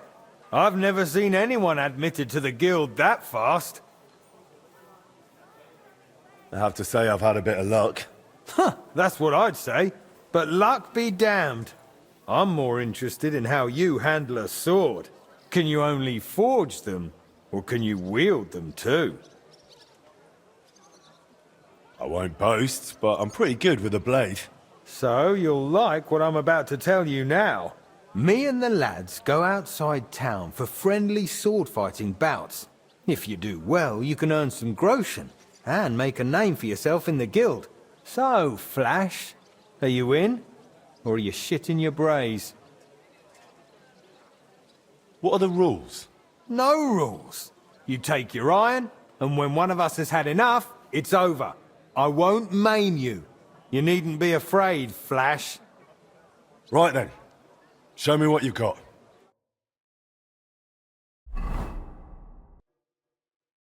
So, ready to go? Ready?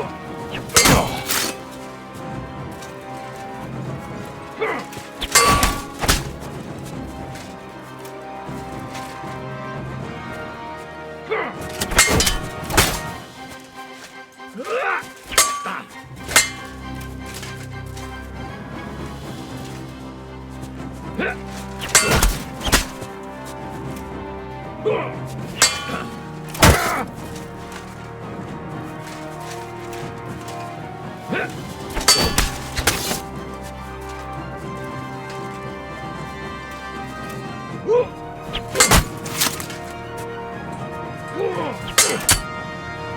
Voller, I didn't expect you'd have that much fight in you. This flash burned your arse. Aye, aye. You were good. I'll tell the others there's a sharp new challenger here. I'm sure they'll be keen to spar with you too. Here's something for your trouble. I'll go lick my wounds. Henry, Friedrich Kummel was looking for you. That's the Kuttenburg Herald, isn't it? He's the one organising the tournament. Exactly. He said he's got some offer for you or something. Though I'd expect he's mainly after coin. I heard the city council cut his funds, so he's probably looking for someone to help finance the event. Oh, and that benefactor is supposed to be me, is it? I suppose he thinks the blacksmith somehow belongs to a tournament. Go and see him. You'll find out.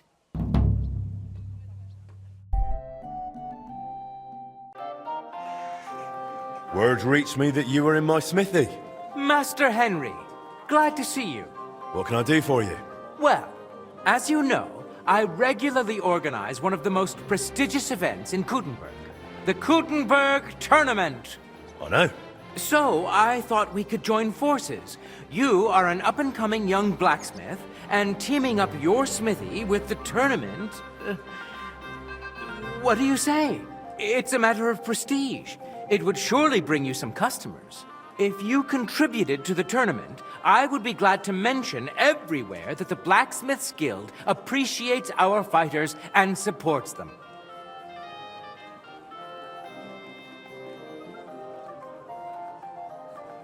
There you are. That is a pile of coin. I like to share when I have the means. Thank you, friend. I feel this could be the start of a fine collaboration. Well, we'll see. Listen, how are you with weapons? Can you handle yourself a bit? Not too bad. I'd say I can hold my own. Excellent. Now listen, I will give you a piece of business advice. Have yourself a Waffenrock made with your blacksmith's mark and come to the tournament. A craftsman who showcases his work in action will never lack for customers.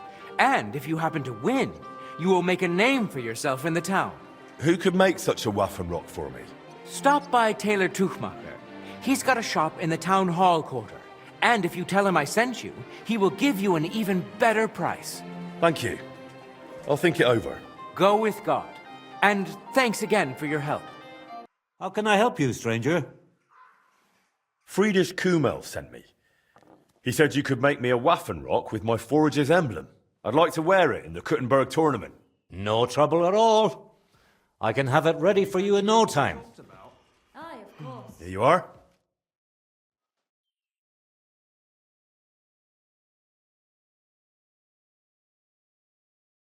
Here you are. I'm sure you will be satisfied. Thanks.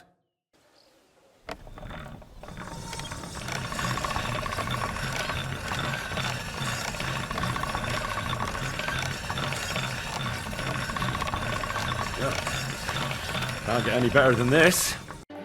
Greetings. What do you want? I have that gift for Boris here, Blanca. I'm glad to hear it. Let me see. I'm curious. Milk and cheese here. Oh, it's beautiful, Henry. Thank you. I can tell you really put an effort into it. I just hope Master Boris likes it. I'm sure he'll be more than pleased. I'm no expert, but I know quality when I see it. And every guild master's wife knows quality deserves a proper reward. I don't want your money. It's a gift, after all. You'd give up your reward for a beautiful piece like this? No, Henry. It's very noble of you, but that won't do. Here you are, and thank you again for taking this on. I hope you continue to prosper in Kuttenburg. Grüß Gott, Bruder Schmied. How's it going in the workshop? I hope you're doing well. Oh ja, ja. Für mich ist es immer noch das Gleiche. But what about your forge? It's hard work, eh? Oh, thanks for asking. I'm doing well. Got orders, and I still enjoy the craft. Good. So it's going well. I'm glad to hear it. You've got my respect. Most folks would have given up with a rune like that. Yeah, you're probably right. You must hang in there. Durchhalten. Have faith, and above all, get on well with people. Do not think you can shoulder it all alone. So ist das eben. It's hard to get by without friends. But that's what unsere Gilde is for, to help one another. And to argue at the meetings too. So I was thinking, how about coming shooting with us too, mein Freund? Es ist eine großartige Gelegenheit. Clear your head, meet new people, and if you like, you can even place a wager. I'd love to drop by sometime. Where do you usually go? Usually to Holz's in Hopring, but the lads have got some new spot now. It seems. I have not even been there yet. If you want, talk to my apprentice Bruno, and he will take you to their new range. You will most likely find him in my workshop out back. And if you end up liking it, maybe later we can shoot together too. We'll have some wine with it. Steirische Würste. Cut into some salted ham. Oh ja, das gefällt mir. Gottfried, sounds more like you're inviting me to a feast, eh? Why not? That's part of it too. Drinking wine and knocking over straw hats with a crossbow. Best way I know to unwind. You'll see for yourself, mein Freund, how it makes you forget all your worries. Greetings, my friend. I spoke with Gottfried. He said you lot go shooting after work. Would you believe it? You've barely set foot in the guild and the master's already roped you into archery. It's his favourite pastime, right? You bet it is. And he's got half the town hooked. It's practically the only thing he ever talks about. Really? He was going on about wine and Styrian sausages with me. That's him, exactly. He promises you a mug of wine, and before you blink, you're in a wager over a whole bottle. Why do you think archery caught on so well? I didn't know Gottfried was such a patron.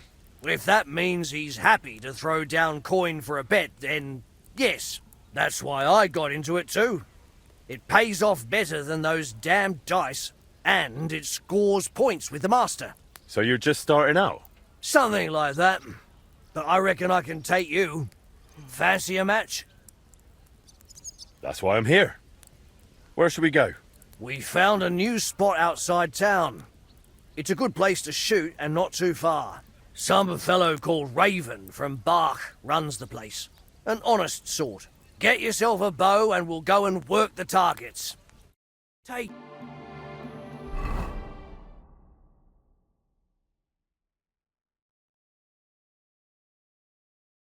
Here we are. Nice spot, eh? And it's really abandoned, right? I'd rather not accidentally shoot someone in the backside. It's fine. The masons won't get back till after harvest. We've got plenty of time. Come on, I'll introduce you to Raven. Well, well, look who's here. What are you doing, Bruno? And what's with the bows? We're here to shoot. You got a problem with that, Matthew? What? You want to shoot at our range? Your range? What are you trying on? Raven, what's going on here? Well, you see, the Butchers Guild would like to lease this place permanently. Aha! But they haven't leased anything yet. Oi! You Smiths already shoot at Holtz's. Why do you need to take over here too? We're not the ones taking over. Raven, we had a deal, didn't we? Sorry, but if the Butchers pay up, I'd be daft to say no. Look, I'm new here. I don't know what was agreed or not. I just came to shoot. If you're so sure, Matthew, let's just place a bet. Your Smith's coin against our Butcher's honour? Exactly. Sounds all right to me. Raven here will judge it fair and square. Of course, with pleasure. Just no brawling, all right? So, you're in. If we win, the range is open. Deal. Here's my stake. No bet, no win. I do like it when there's something on the line. That's right. Great, fellas. Splendid. Now let's shoot. Up your positions. And go!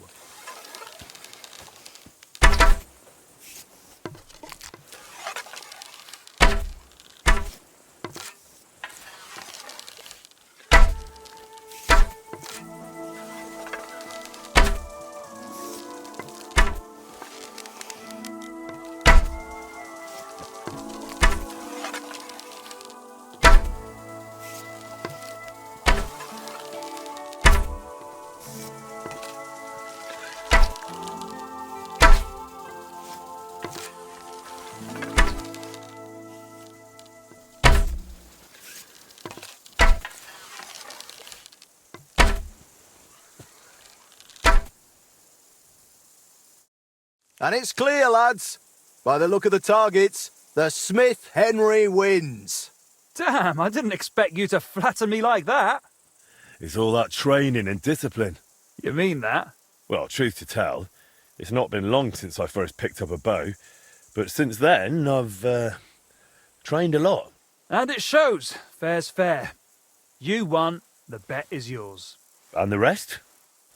That ban, that was just a joke. Just trying to rile you up.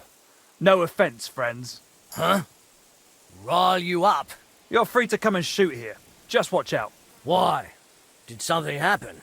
Yes and no.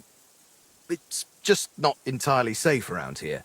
Come on, Raven, just spit it out to them. Some bastards robbed Raven here not long ago. Took a lot of coin. Sigismund's soldiers? Hard to say. They spoke our tongue, but there's all sorts skulking about these days. Just keep your head down, all right? All right. Thanks for the warning. A pleasure, grubbies. Take care.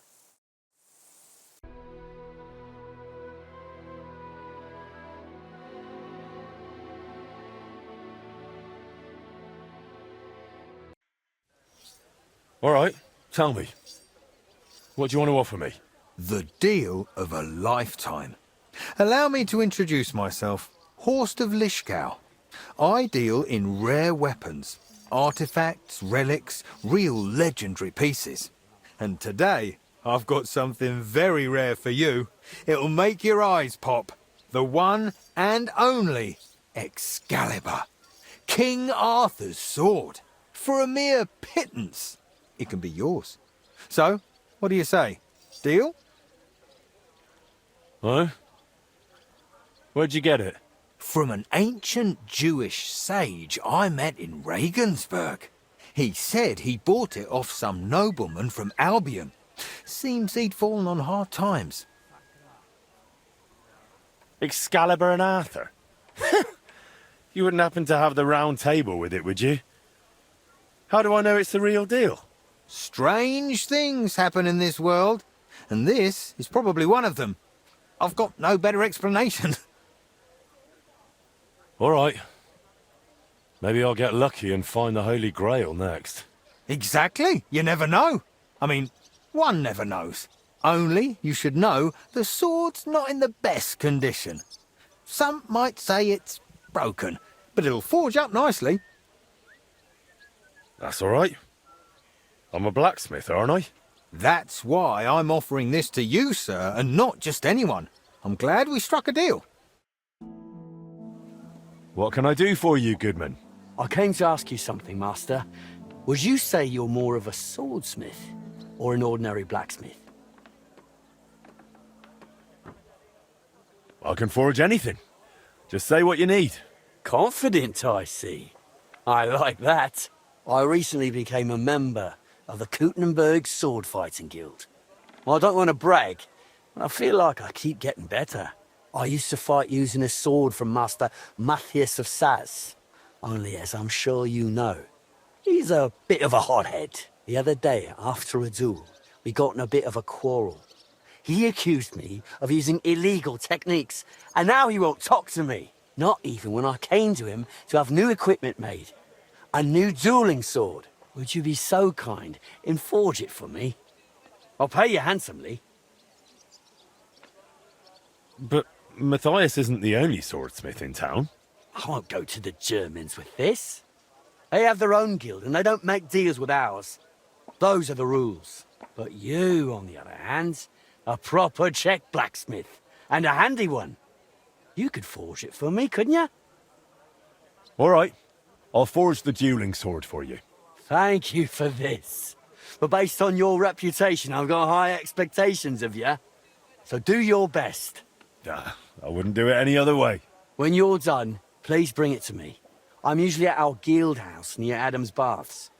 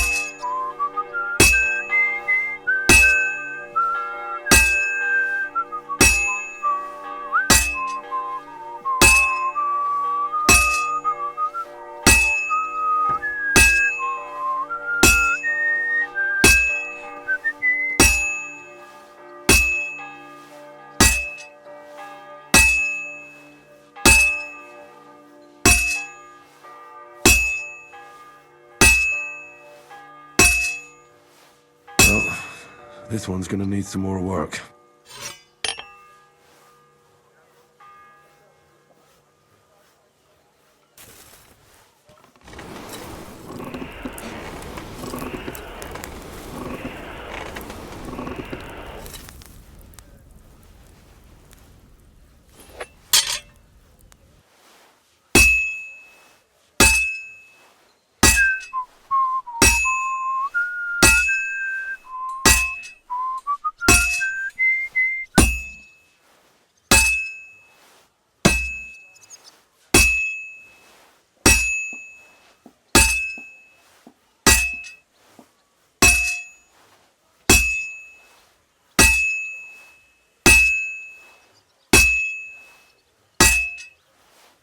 Almost got it done.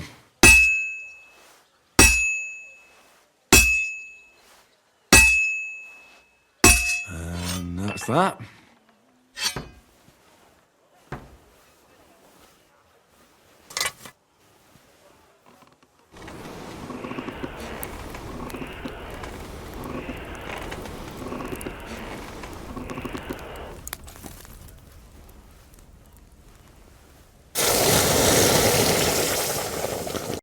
Picture King Arthur's sword rather differently. That bloody peddler stitched me up for sure. And all this shit here. Last time it rained for a week straight. You cheated me! If Arthur had pulled this scrap from the stone, he'd have gotten a jester's cap instead of a crown. Oh, come now, sir. Don't be cross. I took a loss on it too. I paid plenty of coin for it in good faith. Oh, yeah? But I lost more. Look, in my trade, these things can happen very easily. If it makes you feel better, I'll give you your coin back. I'm no swindler. Good thing, too. And as compensation, I'll prepare a special offer just for you. Now, that's not even necessary. Don't look a gift horse in the mouth. Next time you see me, I'll have something exclusive for you. Oh, dear. Good day to you. I have that dueling sword for you. Wait a minute. I heard you're the champion of the Kuttenburg tourney. Indeed. My word, to win a big tourney like that. That must really be something. I know I'll be the one to win it next time. Is that right? I'm sure of it. Especially if you forge me a quality piece of steel. Go on, man. Show me what you have for me. Now that's what I call a beautiful weapon. I can already hear it sing. Thank you, Master. I can't wait to try it out in the arena.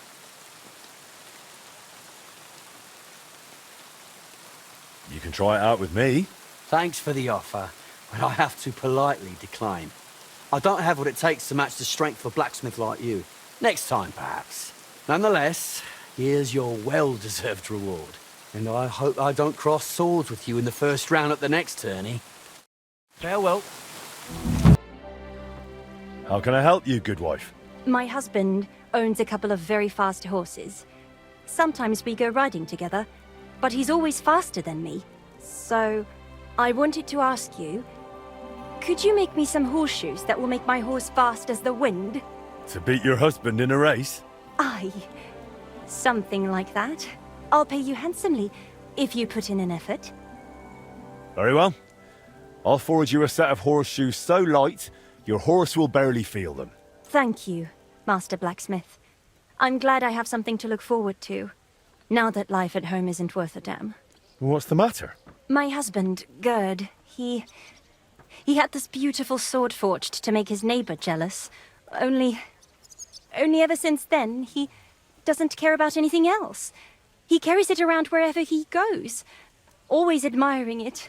He even brings it to bed. That doesn't sound healthy. He's behaving like a madman. I was hoping if I convince him to go riding with me, and I beat him in a race, maybe he'll snap out of it. All right. I'll do my very best. Looks like you're waiting here for me. What do you want? The innkeeper Mole sends me. He says you should stop by. Says it's important. Why doesn't he come himself if it's that important? I don't know. Maybe he's got too much work at the hole. Or maybe he wants to show you something. Or someone. Is that all you were meant to tell me? Yeah, that's all, but... Look, Mole is a good man at heart. It pays off to stay on good terms with him. Got it. When I've got time, I'll stop by and see him. That doesn't look good. A bit more and I'll fuck it up. Guten Tag, was brauchst du? I have those horseshoes for you, good wife. Finally, some good news. Can I have a look? My, they really are light. I told you. Your horse will barely feel them, and will run faster because of it. Thank you, Master. Thank you. I hope they carry me far away. Away from Gerd and that cursed sword of his. So the sword is still causing trouble? It's only gotten worse. He started talking to it. I'm at a loss. I just don't know what to do anymore. I'll come home, grab the keys to the stables, have my horse shoed, and... farewell. He'll never see me again. Only, Gerd won't even notice. He's too preoccupied with that bloody piece of metal. Don't worry. If you leave, he'll realise what a fool he's been and lose interest in the sword.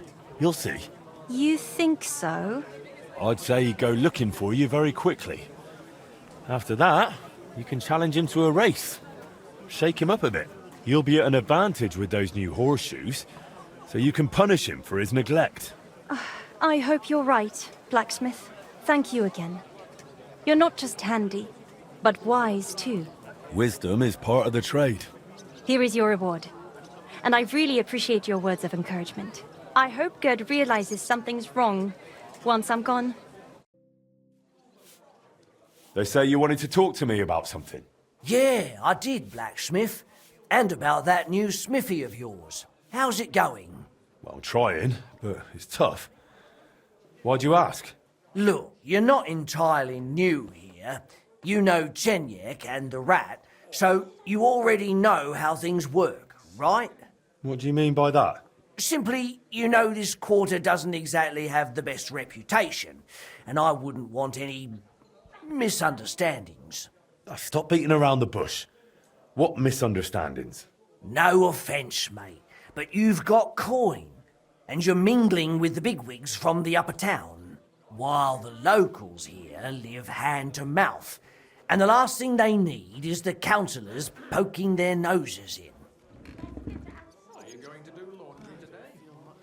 And what are you suggesting, mate? You know me. I'm no fancy noble. That's exactly why. I'd like to introduce you to a good friend of mine. Who's it about? A benefactor, a patron. Maybe a bit of an odd fellow, but otherwise a smart, devout man. If you want to be on good terms with the locals, you should go and see him. Does this benefactor have a name? He's got a name like everyone else, but that's not important. Around here, they call him the Rag Man. The locals like him. He's helped a lot of them already. What kind of nickname is that? Is he some kind of beggar? Oh, no. That's just what they call him because he gives food to the poor in exchange for their old ragged clothes. And he looks after them in other ways, too. Where can I find this benefactor? Good day. Does he come here? No. But I'll let him know, and he'll be waiting for you this evening at the Iron Eagle. How will I recognize him? He'll be sitting at the corner table wearing a fine blue hat.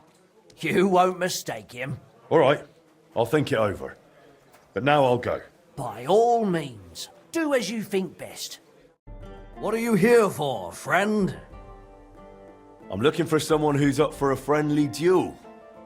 Am I in the right place? More like I could do with a bit of practice instead. How about a sparring match?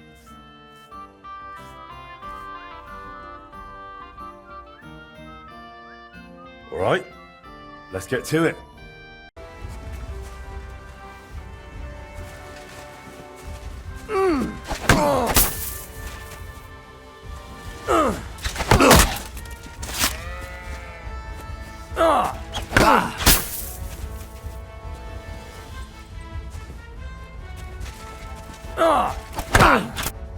So, how did I do?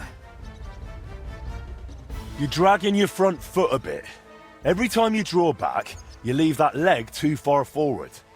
One unexpected strike, and you could lose it. But otherwise, it was decent. You're probably right. I'll keep that in mind. Thanks for the advice. Take care.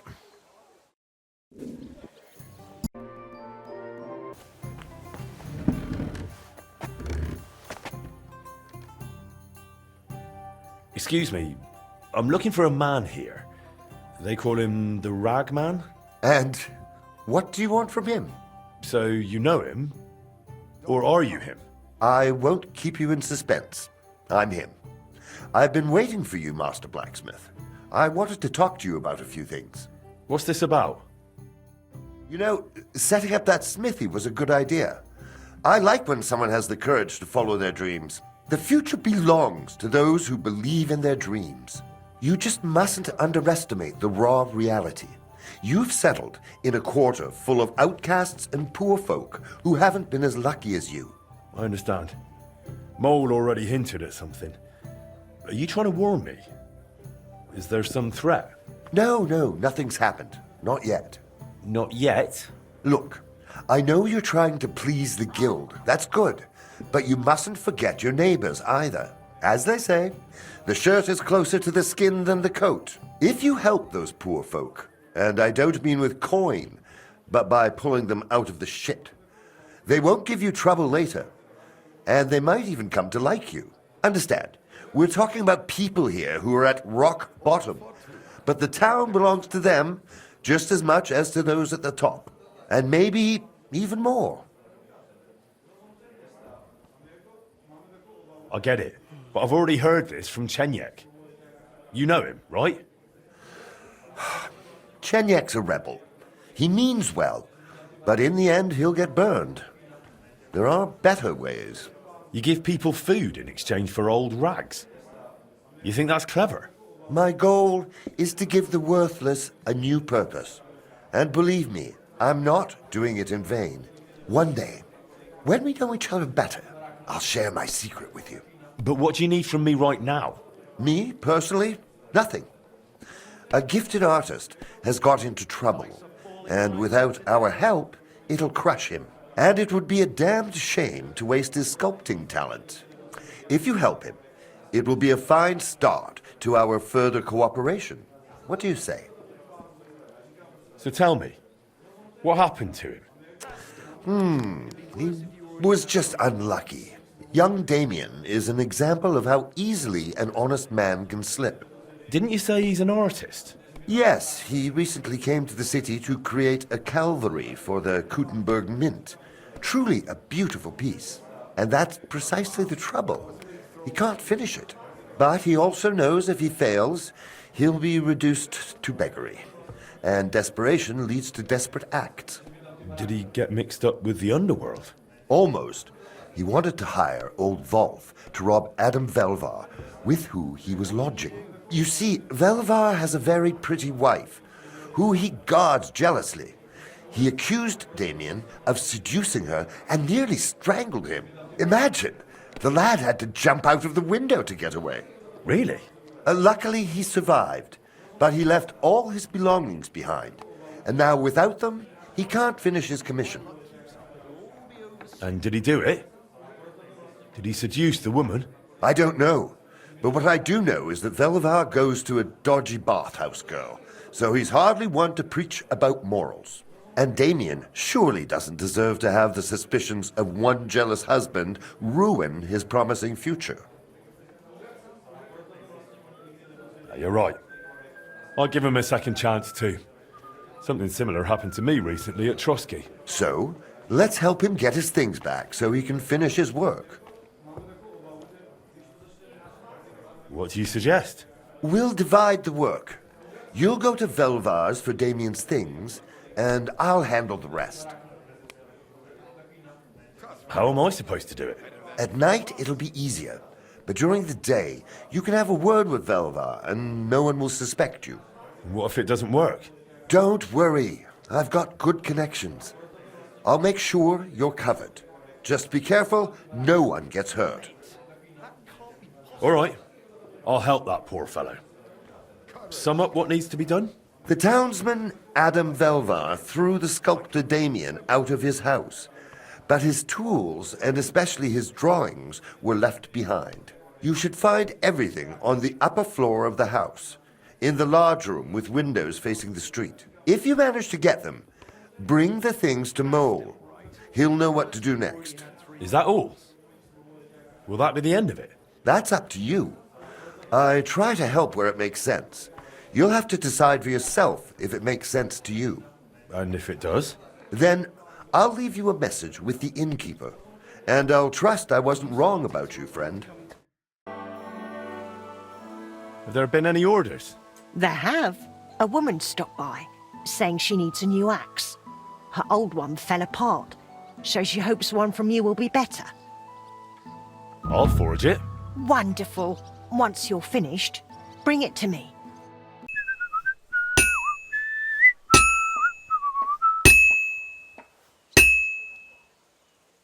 And that's it.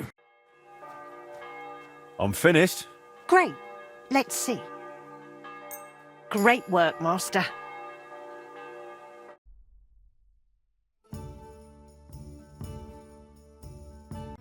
Herzlich willkommen.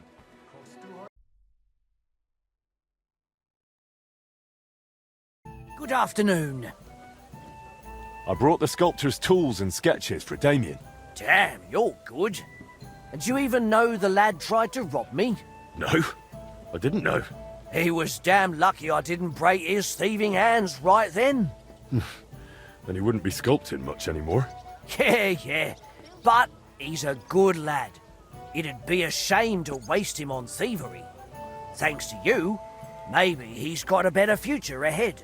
My pleasure. Here are his sketches. And I also found some sculptor's tools there. I think they're his. All respect. You can help someone in need. I value that, and I certainly won't keep it to myself. The locals will hear you're a good man. Thanks. Did the ragman leave me any more messages? Not yet, but I'll let you know when something comes up. Schön Sie zu sehen, Meister Schmied.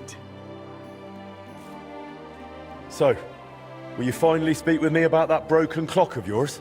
You made a name for yourself in the town now, so why not? I doubt the councillors would object. Even that meddler Vorsucher will not be able to say a word. Besides, the clock is so broken it could not be any worse. Worth a try, no? So tell me, how do you plan to fix it? Well, I've got some plans from Master Skoda, who tried to repair it years ago. Supposedly, he got quite far. That is definitely a good start. In any case, I reckon you ought to hear the whole sorry tale first. It might make you wiser. I was barely more than a lad back then, but my father was on the council, so I got a pretty close look through him.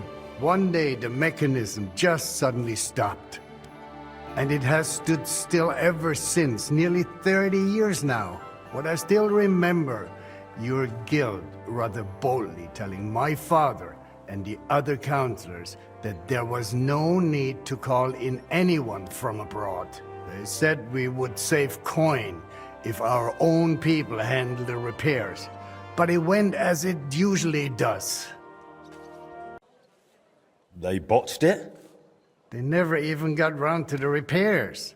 Instead of pulling together, every one of those masters tried to snatch the reward for himself. Master Skoda, Irving Klemmer, Hollander, each one worked on the repairs in his own little corner.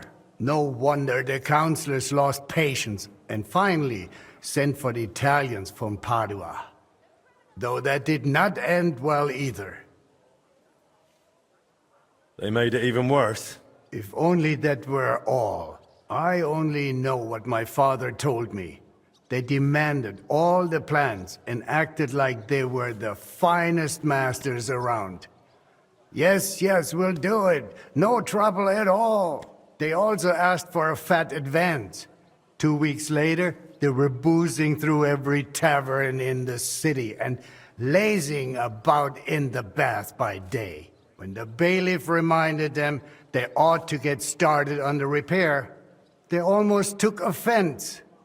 But they did get to work. What happened next? Well, Father never liked to talk about it. That much I can tell you. The councillor said the next day they found the clock half looted, the remaining parts strewn about, and the Italians gone, along with the plans. All but one, the youngest of them, a nobleman named Fabrizio de Dondi, had stayed behind with the Burkhar's daughter. His companions most likely forgot him in the rush. And what happened to him? Dondi said, or so I heard, told the councillors he knew nothing. He claimed he was only an apprentice. Of course, they locked him up. Some wanted to send a letter to Padua right away demanding ransom. But it soon turned out Fabrizio, young as he was, could be very useful to the town. So they let him go. How useful? Kuttenburg is a mining town. The councillors are mine officials first and foremost. Not long after they locked him up, they sent Dondi to work in the mines. He spent so long studying the mining machines that he figured out how to improve them. He significantly boosted the miners' output, and they realized you could not just trade away someone that clever like a sack of charcoal. So Fabrizio was granted the freedom, on condition that he stay in the town. And so he's still here to this day, and by the look of it, doing quite well. He is a bit of an odd one, but I'm afraid if you are serious about repairing the clock, sooner or later you will have to speak with him. The Italians vanished with the plans, so Fabrizio is probably the only one who ever saw the clock in its original state. Where can I find Fabrizio? He lives on the upper floor of the second house on Vintner Street, next to the tailor. Though I'm not sure he will speak to you. If you are passing by, try dropping in and see if you can win him over somehow. So there really aren't any other plans? No, they took all of them. And they disappeared with them too. I cannot tell, but feel there was something shady about it. Try asking Fabrizio. He does not share much with me. What about the other repairmen from the guild? You mentioned some names. Klemmer and Hollander? They will not help you anymore. Both are dead. and their families have long since moved far away. So, I'll get back to the repairs. I'm thankful you're trying, Master. I really am. But there is one last thing you need to know. I am not sure that even if you succeed with the repair, we will be able to offer you any reward. The town is exhausted by war. The coffers are empty. You understand.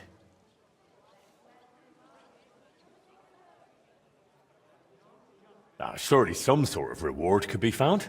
There'll be a lot of work. I'll have to talk to a lot of people, go through the details, and it'll cost me something too. Well, if I am genuinely satisfied with how you handle it all, maybe I will find a little something for you. I'll do my best. Thank you, Bailiff. Fabrizio Dondi? Fabrizio de Dondi. Sono un nobile. I am of noble birth. I beg your pardon? Who are you?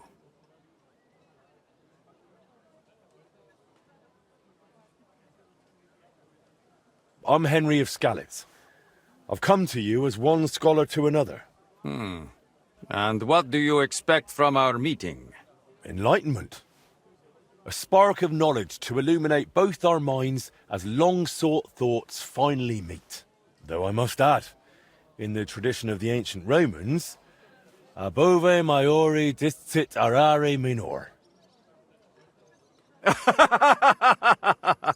Very apt. Bove maiori, old ox. That is me, exactly. So what do you want to know, young ox? Bailiff Plumel sent me. I want to try and repair the town clock. And you're the last one who saw it in its original state. Unfortunately, the bailiff is right about that. Madonna, that was the worst day of my life. Look, I do not like to think back on that time. Honestly, I would rather leave it buried in the past.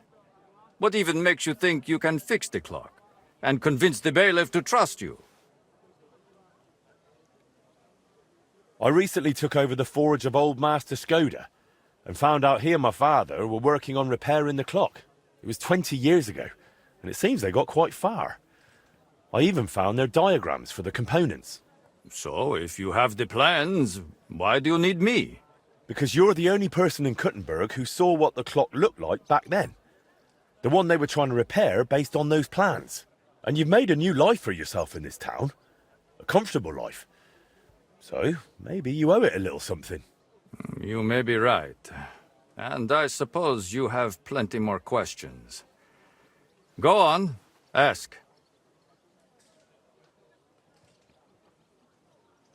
The bailiff said you were given all the clock plans back then. Where did they end up?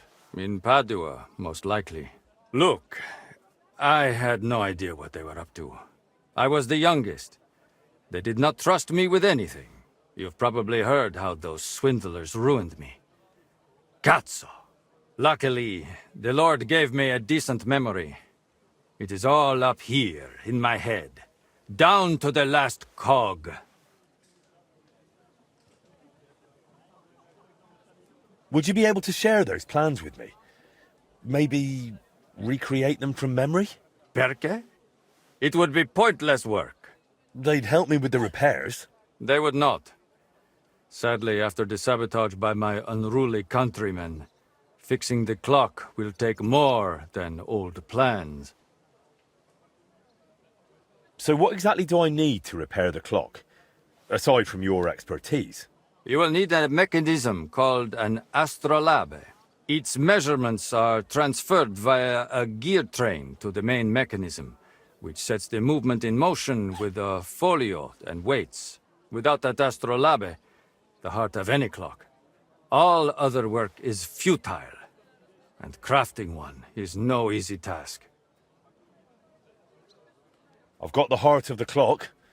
It sat in a burgher's house for 20 years. Now that is good news. That gives us a foundation to build on. If it still works, of course. I wouldn't know, but I hope so. Next, you will need a set of weights, precisely calibrated and cast according to the old machine's designs. Tell me more about that so-called Italian scam. Was it all planned from the start? Italian scam? Is that what they call it nowadays? In any case, you are asking the wrong man. I honestly believe we were here to repair the clock. Everyone acted like they meant it. The group included seasoned craftsmen, astrologers, master mechanics. Truth be told, I was only there because of my family name. My grandfather, Jacopo, and father Giovanni were great scholars. Physicians, astrologers, and engineers. They followed the works of Campanus of Novara and crafted magnificent orologia. The Padua clock is one of theirs. It only dawned on me after those fraudsters left me here that I was just bait for the townsfolk. They were after the plans, though perhaps revenge was part of it too. Revenge against my family. What do you mean? They wanted revenge? My family was successful, and success breeds resentment. The Padua expedition was led by Camillo Valla, one of my father's former students. He must have realized the Kuttenburg clock was structurally unique, so he took the plans. And destroyed the mechanism too, so he could pass the plans off as his own work. Sadly, yes. But I have no news he ever earned any real fame with them. And they left me here, in a foreign land, with a sullied, famous name. They ruined my life. It must have broken my father's heart. I was not even allowed to attend his funeral while I was being held here. It broke me. For good. How'd you like living in Kuttenburg? Honestly? At first it was not easy. I was more or less a prisoner in this town. They wanted ransom for me, dragged me around, threatened to send me to the mines. Can you imagine? Me, digging. Luckily I noticed the machines they used in the treadmills were hopelessly outdated. So I suggested an improvement. And just like that, their tune changed. Since then, they have treated me entirely differently. So I probably owe everything here to my talent. Since then, I have somewhere to live, something to do, and really, I miss nothing. Except for home. Just a little. I don't have the weights yet. If we do not have the weights, we have a problem. Hopefully they are in those old designs. In any case, in the end we will need to build that folio-driven escapement ourselves. My countrymen dismantled most of it and took it away. But luckily, part of it remained. For the final stage of the repair, we will need some smithing. But more importantly, a truly skilled mechanic. Or a locksmith, if you prefer. I thought that was you. No. I can design it, calculate it, set it up. But the hands-on work will require someone exceptionally handy. Well, I'm not sure about that. Oh, you will find someone. The masters at the guild know their craft, do they not? So what else is needed for the repair? You said you have got the astrolabe. That is very important. Then we will need that set of weights, and a truly capable locksmith. A real master of his craft. Thanks. I'll come back once I've got everything we need. Va bene. Come back with that locksmith. We'll talk it all over with a roast and a bottle of good wine. I hope our new collaborator will be as remarkable a man as you.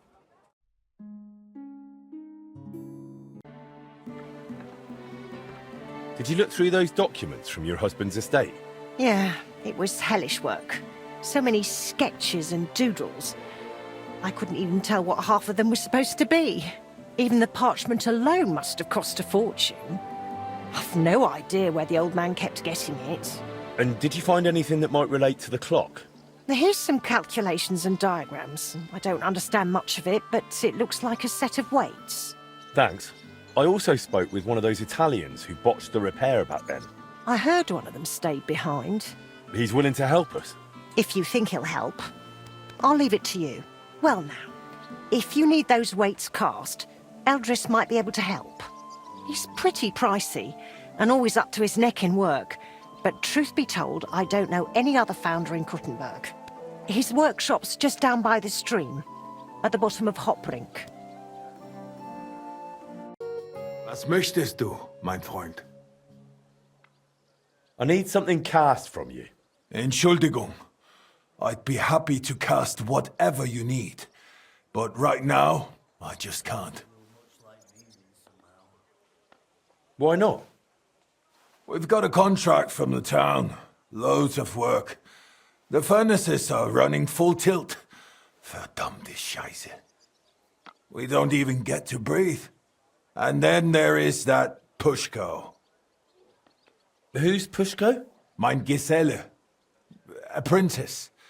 He's gone missing, and now we can't keep up.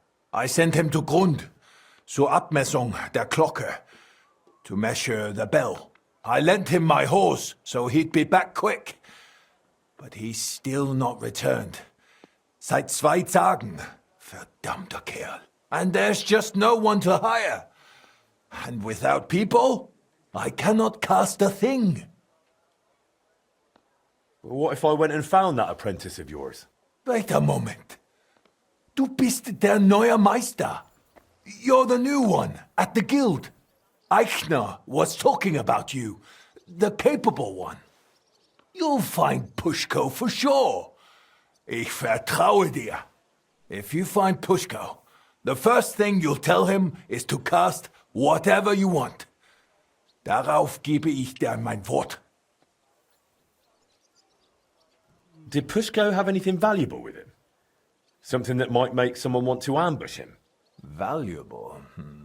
Nein, das glaube ich nicht. But to me, he's valuable in himself. Ist wertvoll, weil Gesicht ist. He's truly very skilled. Where should I look for him? Was weiß ich? You should ask the Pfarrer in Grund. Na ja, der Priest in Grund should know. Sein Name ist Havel. All right, I'll go and look for him. Gott sei Dank. Hopefully nothing's happened to him. Or meinem Pferd.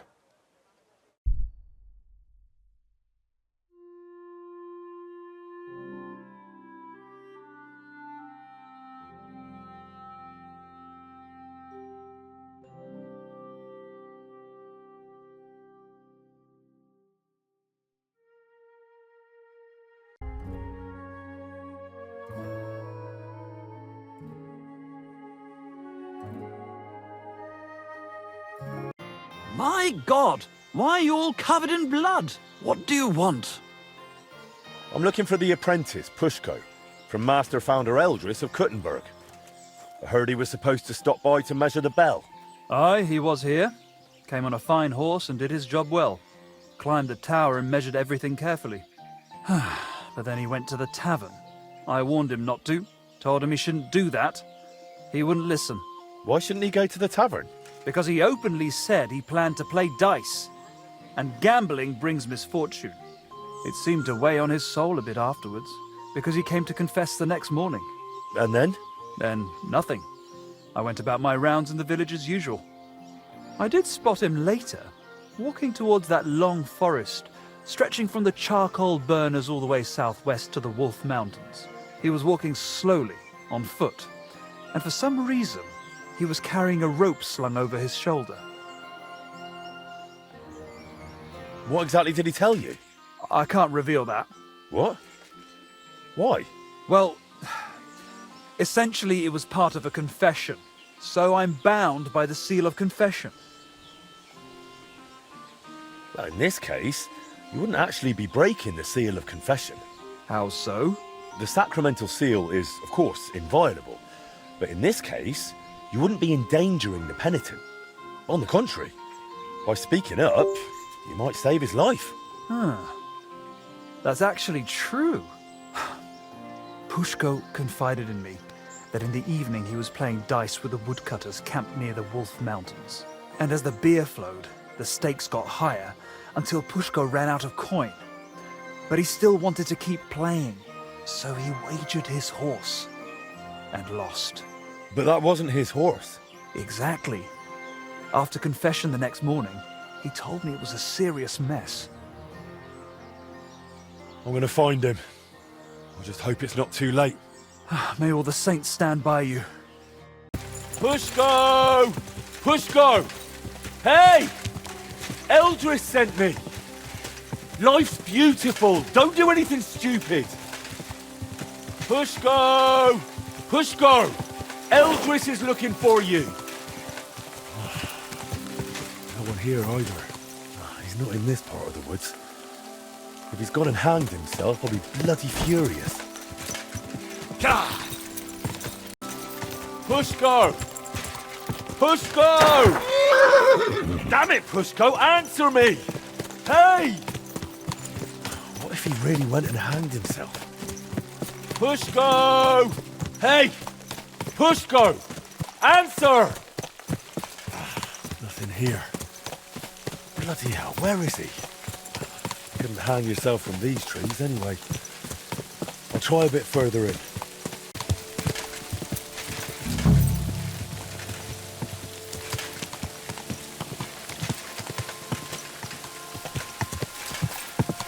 Pushko!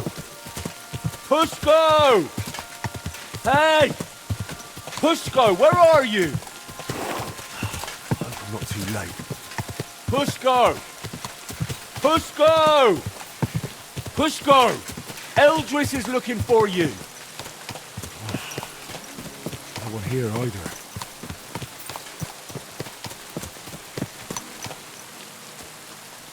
Pushko! For God's sake. Pushko! I'm right here. Watch out for that road. You're Pushko? Who are you? And what are you doing here? I'm Henry. Eldris sent me. I needed him to cast something for me, but he says he can't manage without you. Seems you're missed in the workshop. Jesus. But I can't go back just yet. I get it. First you need to get Eldris's horse back from the woodcutters. Oh, Jesus. He lent me Bentley and I lost him. Oh, what a disgrace. I'm just a bloody fool. The biggest fool of them all, damn it. If I go back without the horse, Eldris will tear me in half. But it's really all his fault. How could this possibly be Eldris's fault? He's always sending me to measure bells, cast maces and other stupid things. And the journey's always boring as hell. If he'd finally let me cast guns, none of this would have happened. Oh, and I don't have to deal with this mess anymore. So what's your plan? I'll start shouting at them to provoke them. Then I'll lure them right into a trap. When they run after me, they'll trip over the rope and smack flat on their faces. And I'll use the chance to grab the horse. What if they don't trip over the rope? Why wouldn't they? Well, one of them might run a bit later and dodge it. Or they might not all come running. You're just asking for a proper hiding. Then what am I supposed to do? Got a better idea? When the priest told me you took a rope and headed for the woods, it looked like you were going to hang yourself. I'd never do that. Suicides go straight to hell. I actually had this plan all figured out since last night. You know what? Better let me handle the woodcutters. You do that for me? Yeah, I'm good with this sort of trouble. Well, all right then. I'll wait here. About the horse. I'd go and see our foreman. It's his horse. I heard you won the horse in a dice game. That's right. Seems I've already made a name for myself. Trouble is, the horse doesn't belong to the apprentice who played for it, but to his master. He's got to give it back. Then he shouldn't have played for it. The lads have taken a liking to him. They're learning to ride him. Beats drinking all day, right?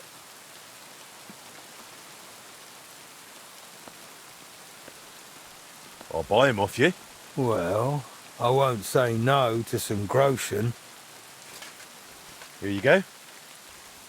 All right, you can take the horse. And tell that apprentice not to gamble again. Or at least not while drinking. He'll save himself a lot of grief. Hey, Toman, get off that horse. Whoa!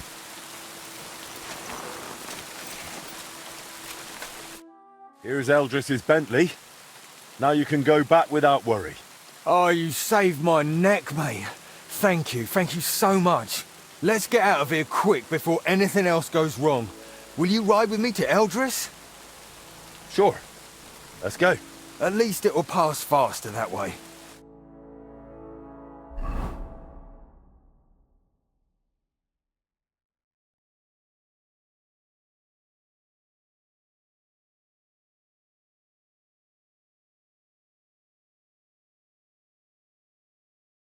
So I found Pushko for you. Alive, well, and with Bentley. Pushko! Where have you been with my horse all this time? Well, It wasn't his fault. There's a band of bandits around Grund, and they spotted him riding that fine horse. I found him in the woods, crouched in fear. He didn't know what to do. Luckily, I did. And the bandits won't be bothering Grund again. Vielen Dank, mein Freund. I knew you wouldn't let me down, Henry. I'll make sure everyone in town hears von deiner Bereitschaft und deinem Mut. Come again? I'll sing your praises. Everywhere. And you'll get a lovely rabatt from me. A discount. Now you've got your apprentice back, can we sort out the casting? Ja, natürlich. I keep my word. Speak with Pushko. Wird es arrangieren. as always. Eldris said I'm supposed to talk to you about the casting. Yeah, figures. If you give me the drawings with clear instructions, I'll cast whatever you want. But be ready to pay through the nose. Eldris charges a lot for this sort of job. If I had my own workshop, it'd be different. After what you did for me, I'd cast it for you for free. If you ever get one, let me know. I'd gladly work for you till I'm smoking like a furnace. I've already opened one. Well, I'll be. What are you waiting for then? Want to keep making Eldris a fortune? How about you come and work for me? In my workshop, you can focus on what you really want to do. What do you say? Jesus Christ, yes! I'm in with both feet. But how do I tell Eldris? Never mind. I'll handle it somehow. Thank you, Henry. I'll pack my things and be right over. I need you to cast weights for me. Weights, eh? What for? It would be useful to know. It's for the repair of the astronomical clock. I've got the designs. Any problem with that? No, I'll take care of it like I promised. Can I see the designs? Here you go. That'll need to be really precise. I can manage, but it'll take a bit of time, most likely a whole day. You know what? I'll get started right away and bring them to your smithy when they're done. How are those weights, Pushko? Done. Full set. It's on the bench. Bit of a fiddly job, especially sorting out all those calculations. It's a good thing I could cast it here. You'd have paid through the nose at Eldris's. Now you've got the weights, I reckon the repair's almost done. Yeah, not quite. I'm still missing the most important bit. The actual mechanism. I'll have to ask how they used to do it. Well, at least you've got someone to ask. Stander will be glad to help you, won't he? You're right about that. Greetings, Sonny. I had the weights cast based on your sketches. I noticed. Great work. You really are a man of action. Just like your pa. I'm sure you'll see it through to the end. Only the last step is always the hardest. Especially in this case. What's the last step? To put the clock together, in short. Only you can't do it alone. Back in the old days, at least we could get a good look at the clock.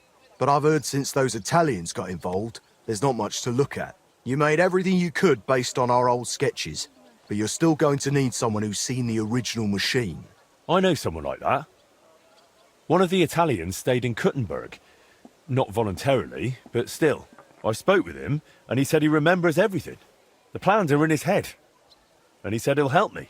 But you're still going to need someone who can put the clock back together. That's what the Italian said, too.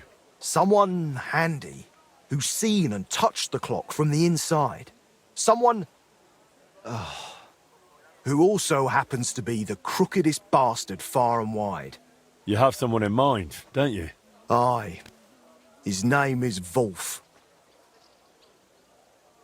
That apprentice goldsmith who was working with you, but then stole the heart of the clock? That's the one. It might have been his first crooked deed, but it definitely wasn't the last. Before I left Kuttenburg, I heard he started getting involved in all sorts of thieving and scamming. They say he can open any chest, pick even the hardest locks. He worked for anyone who had the coin, and if he wasn't happy with how much he got for the job, he'd fuck them over without a second thought. Is he even still alive? I wouldn't be surprised if someone took revenge on him. I couldn't tell you, but fuckers like him tend to be lucky. I reckon he's doing just fine for himself. Living in some big house, pretending to be a lord. Do we really need this Wolf fella? You said he was a cheat. I'm afraid he's the only person who really knows the clock, and is handy enough to fix it. And what if someone else learned how? Someone more reliable? It would take much longer than convincing Wolf to work with us. You're just gonna have to risk it with him, Henry. What does Wolf look like? I haven't seen him in 20 years, so I don't know. But back then, he had bright ginger hair. Not a little ginger, like fire. But who knows? He could be bald these days. And from what I remember, he didn't exactly talk like one of ours. I think he was from Moravia. Where can I find him? You'll have to look for him. But I reckon people connected to shady dealings around here might know. Maybe someone from the Hole? He used to be there all the time, day and night. But I reckon these days it might not be noble enough for him. I'll go and find Wolf then. Best of luck. Welcome, Henry. What can I do for you? I'm looking for a fella by the name of Wolf. Wolf? Why are you after that animal? I need him to help me with repairing the clock. Ha! He'd be more likely to puke into it. You definitely won't find him here. He's banned from the Hole. Banned? Someone's banned from this tavern? Wolf is. Believe it or not, he's such a pig. The regulars complained about the smell. And he used to be quite the big shot. When he earned something, he'd buy rounds for the whole tavern. Now he just begs, always drunk. Wanders the town, who knows where. If you're expecting anything from him, I'd think twice if I was you. What's the hold-up, innkeeper? Where would I find him? No idea where he might be loafing about. Among the beggars. And where's that? They've got their bloody tents by the walls. By the monastery gate in the northeast corner of town, or in the cobbler's quarter, by the gate to the lower district. What does Wolf even look like? Foul. He turns your stomach the moment you lay eyes on him. Wouldn't you have a more precise description? You'll likely know him by his red mop. More ginger than that fucker Sigismund. Don't you know someone who might know more about him? No, not really. Actually, wait. Maybe our mutual friend the Ragman might know something. I'd try him. If he doesn't know, then I've got no idea. All right. I'll go and look for him. If you do find him, don't you dare bring him back here. Filthy bugger. Greeting. How can I help? I need to find someone. His name is Wolf. The former goldsmith's apprentice who turned locksmith? Moravian? Redhead with thieving fingers? Aye, that one. I thought you might know something about him. I'm not going to ask what you want with him. That's your business. But as far as I know, he hasn't practiced the trade in a while. I just need to find him. Will you help me? Try looking in the beggars' dens by the wall in the cobbler's quarter, near the gate to the lower town. But it likely won't be easy with him. Word is he's taken to drink and is rarely sober. Unless you manage to drag him out of that drunken stupor of his. Jesus. That stinking ginger fella is Wolf. God, are you punishing me? I've got to get him back on his feet. The sooner, the better. Wolf? Oui. Oh, no, mate. This won't do. We need to get you a hair of the dog potion. Problem. Let me guess. You're looking for a patron for the tournament? You know what times are like. Everyone wants to have fun, but no one wants to pay. So, what do you say? Shall we come to an agreement? I will make sure everyone knows the Blacksmiths Guild takes good care of us. Here. Take this. That is more than I expected. Thank you. May the Lord repay your generosity. Wolf? Can you hear me? Why? What you want? You're in a right state, aren't you? Nah. Got any coin with you? This really isn't going to work like this. Here. Take this. We dram lovely. Aye, right you are. So, you feeling any better? Better. Tifola. Not at all. My head. The fuck happened? That's what sobriety feels like. You might have forgotten. Who are you? And what do you want from me? I'm Henry, a master of the Kuttenburg Blacksmiths Guild, son of Martin. They used to call him Frisky. You might remember him. Don't remember any Frisky.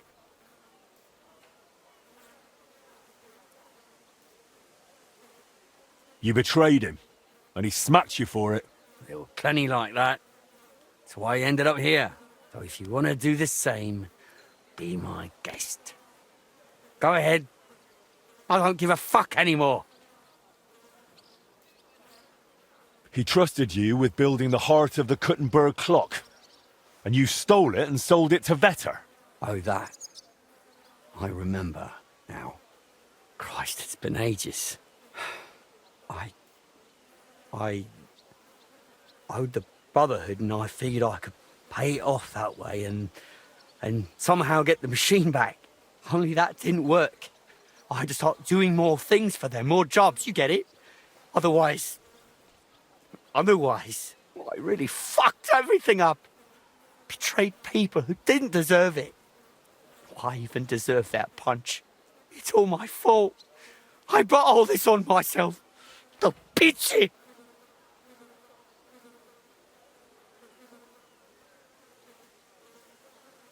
So you booze your life away and live on the street like some common beggar? Yeah, that too. I can't even get up without a drink. My life's completely in the shit. Well, but you ended up a thief? It was some noble's manor, my first job. Everything went to fuck. And I had to pay them back a fortune. But after that, I didn't make a single mistake, not one. Whatever they asked for, I delivered. I was a damn good thief. Still, just a thief, though. I'll give you a chance to fix all of it. To get your life back in order. It's too late. I haven't got the strength to change. I haven't got the strength for anything. It's too late. It's never too late, Wolf. I'm finishing the clock repairs, but I need a mechanic for that. One who saw the clock with his own eyes before the Italians dismantled it. One who touched it. And in this town, that's only you. It's been over 20 years. I can barely remember yesterday. Leave me be. There's no point in wasting your time on me.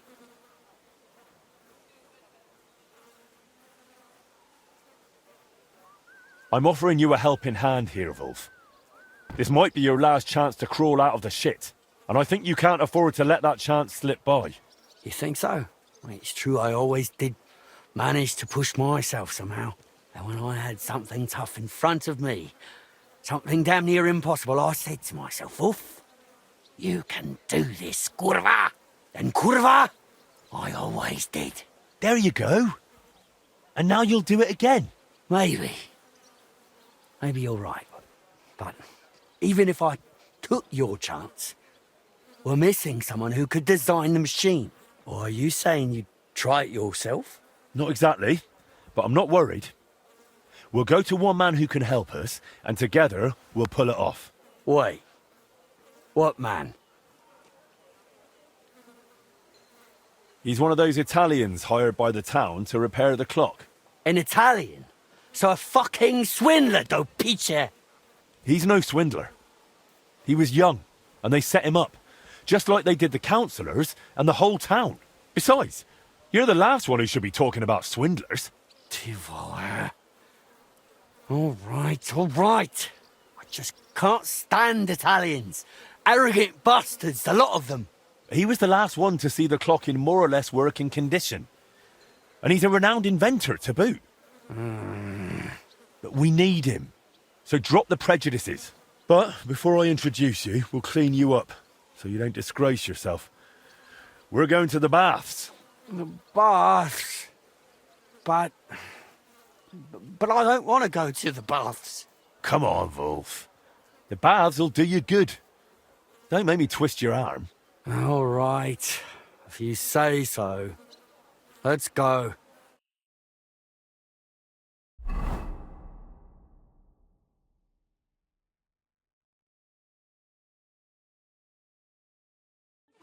I can't do this. Picture. Oh, I just can't. I can't do it. Sorry. Where are you going? I can't do it. I can't. You're still single. God grant you wish you well.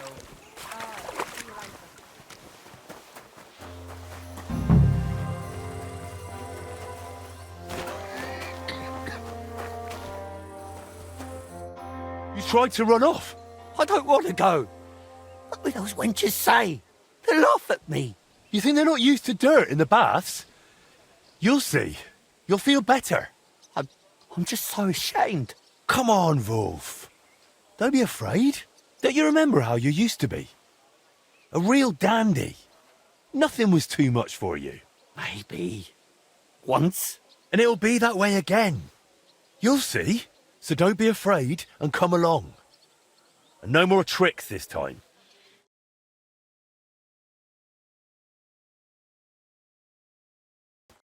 Here we are. That wasn't so bad, was it? This is going to be embarrassing. Too full. Embarrassing? You're a disgrace already. You'll see. A nice hot bath will do you good. Couldn't I have a bit of wine first, for courage? Absolutely not. You just get drunk and make a scene again. Hang on, though. Once I wash, what am I going to change into? All I've got is these rags. No worries. You'll wait in the tub and rest, and in the meantime, I'll get you something decent to wear. Well, look at you. You're a whole new man. Henry, that really was wonderful. And those lovely bathmaids. Everywhere. That's not all. I got you a new outfit, too. You'll look like a proper gentleman. Well, now I'm really curious. Show me. Well, now. You really do have taste.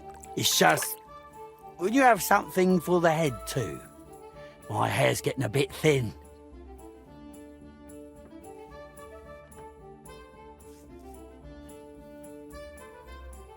That one's top-notch. Kurva. I reckon when I put this on, I can face that Italian cunt without shame. Want to go now?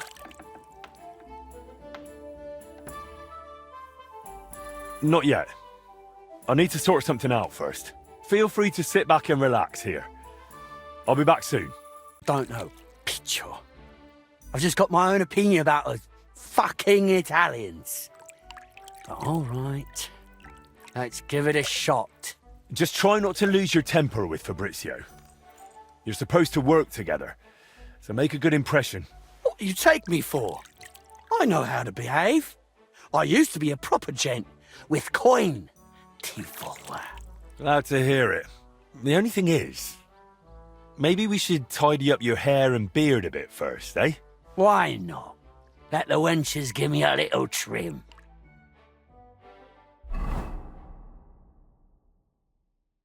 We're here, Master de Dondi. This is Master Wolf. Ma che cosa? What do you look like, Henry? Have you come to me straight from the forge? Last time you put considerably more care into your attire. Take a look at the master here. He clearly knows what's fitting and proper. But never mind. Non ho tempo da perdere. No time to waste. Welcome to my humble abode, gentlemen. Please, take a seat. I have taught my cook to prepare a splendid porchetta. I hope you'll not turn your nose up at it. Of course not. We wouldn't dream of it. With the porchetta, I can offer you a Tuscan red or a local wine from Loretz. Surprisingly, both pair with it almost equally well. Tuscan. An excellent choice. What does it matter, eh? As long as it flows. It's not quite the same, but allied. Wolf, don't you dare. It's just a little drop. It won't do any harm, right? Right. Enough talk of food and drink. Listo a mangiare, listo a lavorare. I have taken the liberty of sketching the core of the Kuttenburg orologia mechanism, which might serve as a replacement for the broken one. What do you think of it, Master?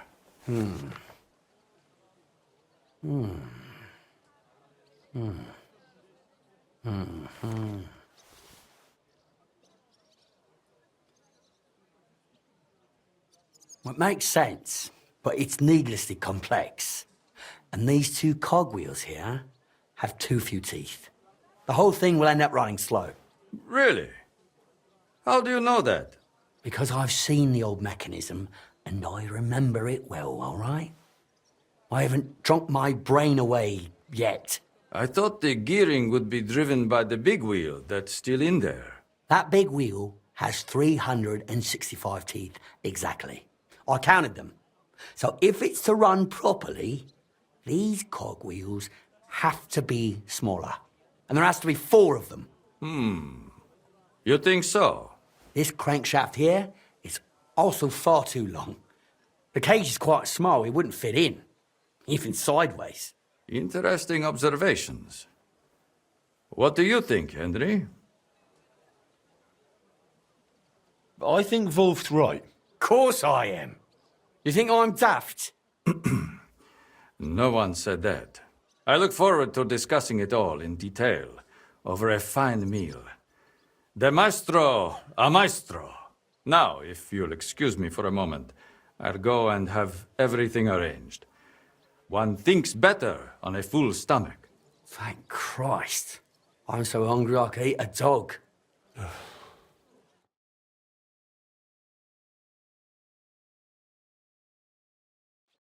Master Wolf, you're starting to be a bit hard to understand. This wine is so good. It surely is, but many a time I've no idea what is going on in your head. We're talking about gearing, about the escapement. And then, what was that song supposed to mean? What song? The one you started humming. What does that have to do with fixing the clock? Hunger, poverty, and plague. Na na na na na. Non vale la pena. The man is legless. He's put away 3 whole bottles. Picture. 3 bottles and I'm pissed. Me? Moravian? What are you on about, you mangy Italian? And now, he's insulting me in my own home? I can't work with someone like that. Right back at you for that.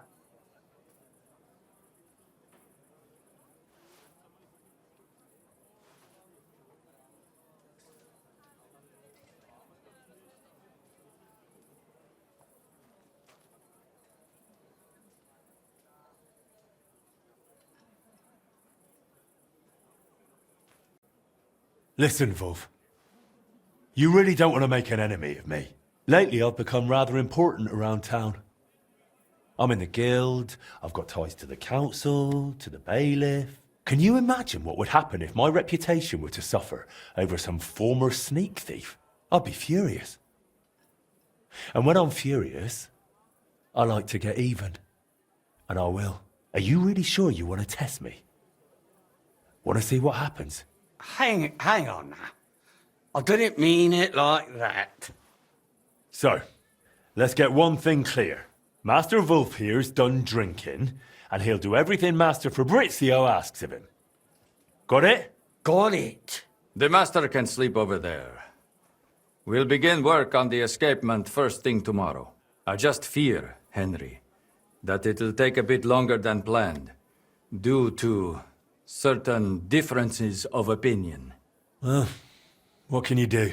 We'll meet at your forge to assemble all the parts and agree on the final repair. All right. Best of luck. Adio, Henry. Pray for us. Do you need something forged? That I do. Would you forge me a well-balanced blade? Why not? I'd be happy to. Thank you. Please bring it to me when you're finished. Just a little while and it'll be ticking again.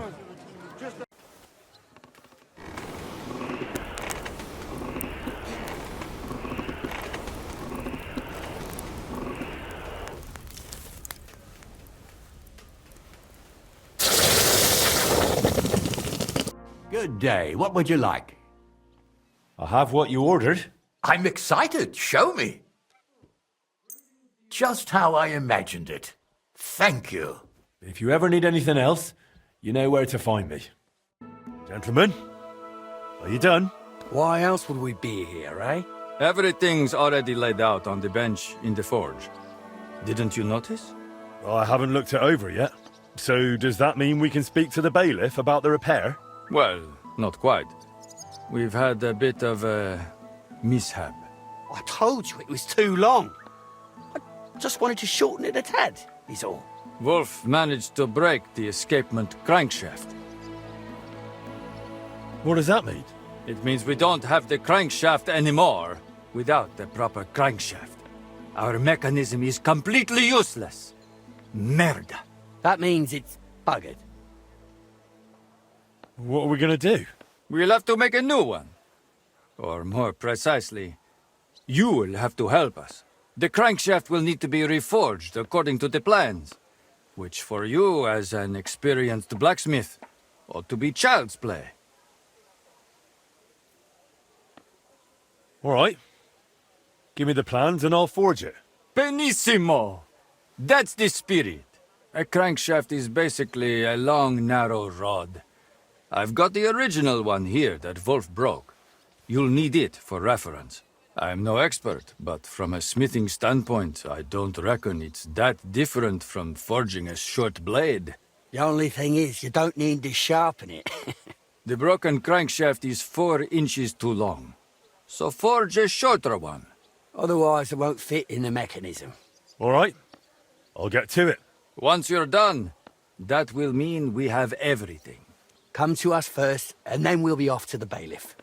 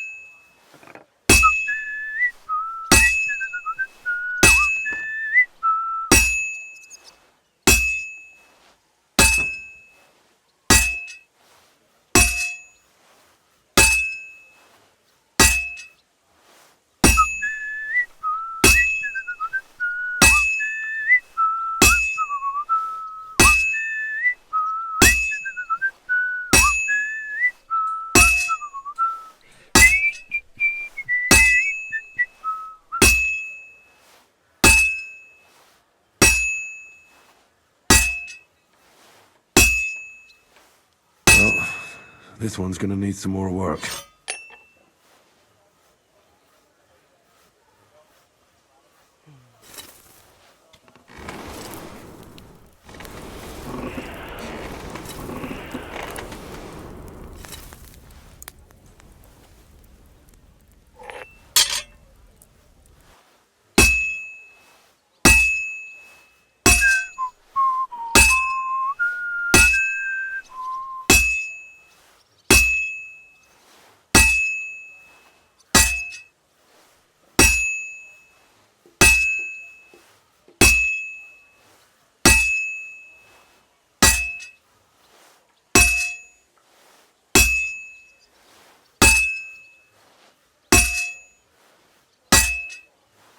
Well, looks like it's almost done.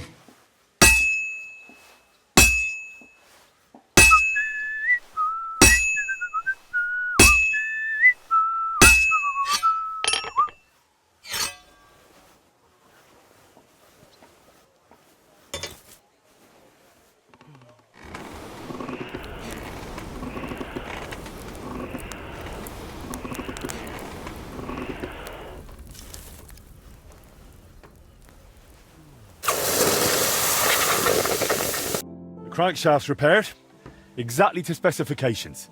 4 inches shorter than the original. Excellent. You're clearly a true master of your craft, Henry. Well now, this will slot in as smooth as butter. All in all, I reckon we are properly prepared now. Right, Master Wolf? Well, it'll still be a right handful. What those Italians did to the mechanism. It's a disgrace. But I'll deal with it somehow. You've got this, Wolf. Too right I do. Like always. What do we do next? Well, we fix the clock. What else? We must inform the bailiff. It would be better if you went alone first and made all the arrangements. We do not want to storm in like a herd. Me and Wolf here will go over a few, so nothing unexpected crops up. Don't worry, Fabrizio. You do have a knack for losing your temper. Let us not go frightening the bailiff. I won't. I'm completely calm. Like the Lamb of God, Tivola. I hope so. Well now, we've got everything. It's time we fix that damn clock. What do you say, Pa?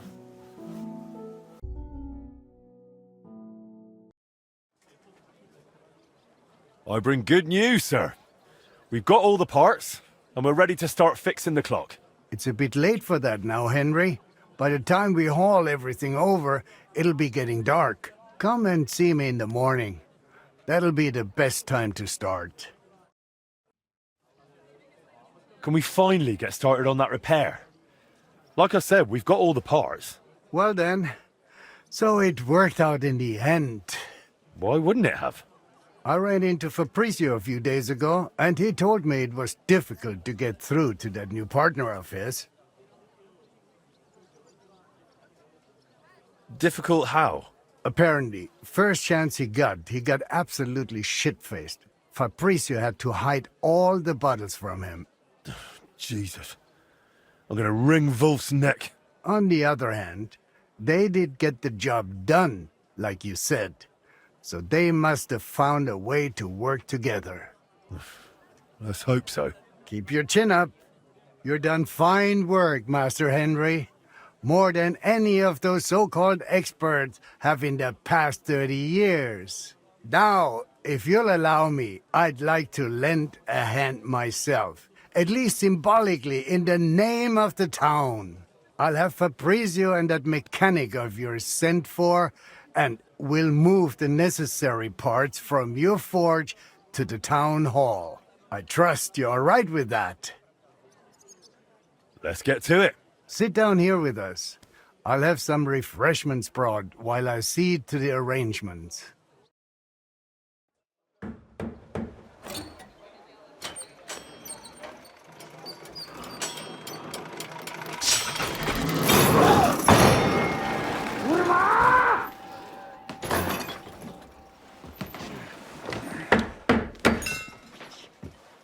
Something wrong? unsolvable problem. Fellows, I can't do this. I can't do this. I can't do this. It cannot be done. Oh.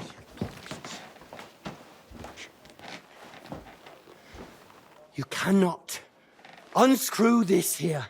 Or that, or that, or that. And if you want to unscrew that, well, first, you have to unscrew this. But then you can't get back to that! Che cosa? Don't get all wound up, Wolf. So to speak. We're getting there.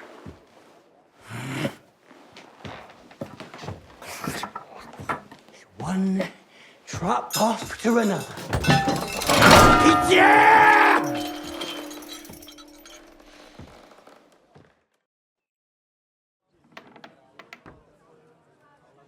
Do you need any help?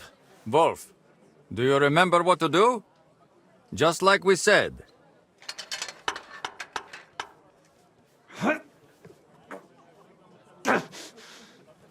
Come on, loosen! Kurva! But then it'll... Christ! Pizza! And those fucking cocottes! It's loose, and now it's fucked! We'll never tighten it again! We'll never tighten it again!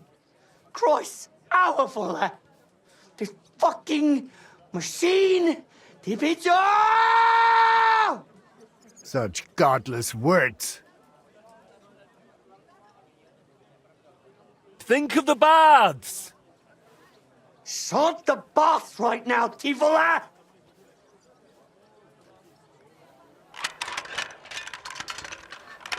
There's just no way to get in there, see? Everything's in the fucking way of everything else. Everything's in the fucking way, see, pizza.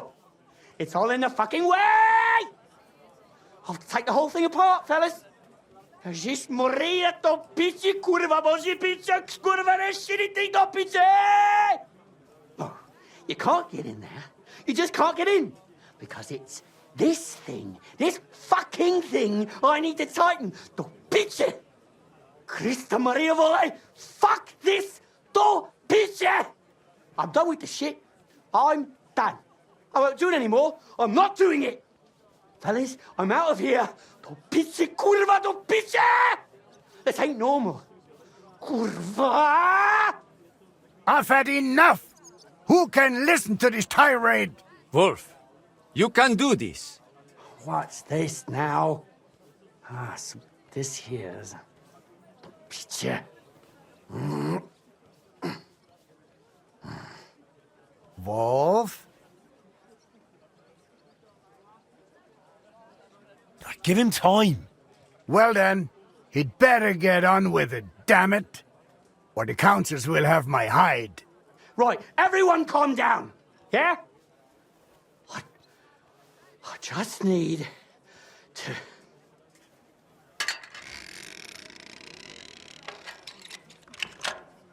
What? What's this? Well, fuck me. What's going on?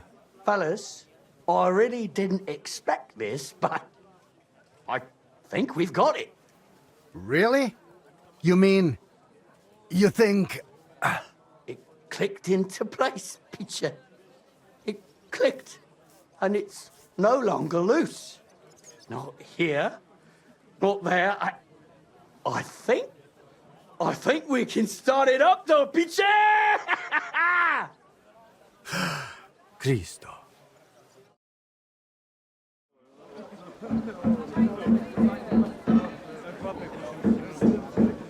What's going on? Looks like they're fiddling with the clock again. This will just turn into another fiasco.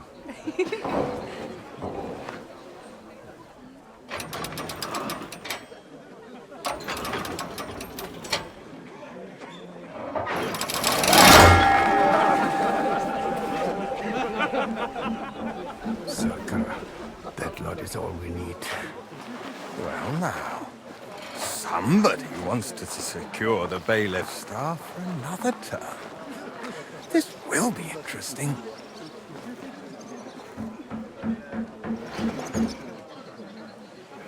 If he messes this up, I'll tear you all apart. All the three of you.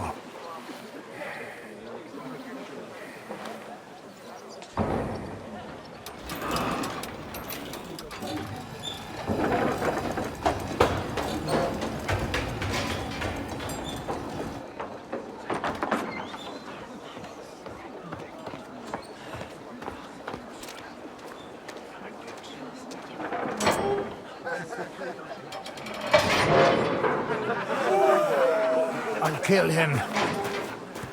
Let me go! I will kill him! Wolf! You drunken fool!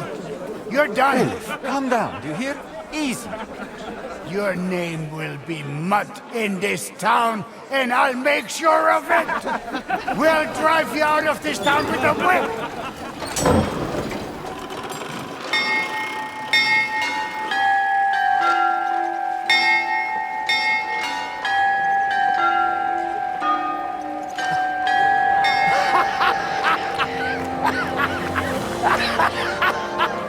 They said it wouldn't work. Kurva!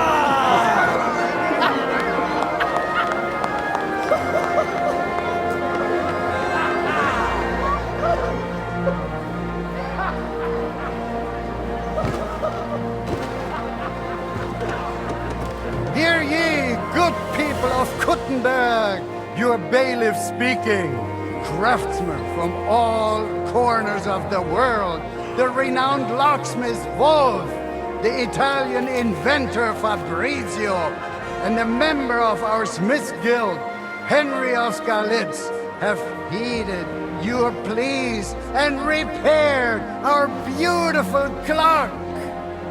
Better times are on the way. Rejoice!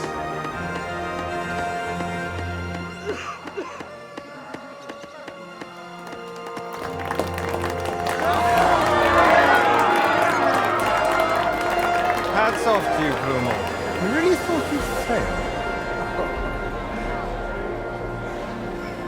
Madonna, finalmente sono salvo. I have waited for this moment my whole life.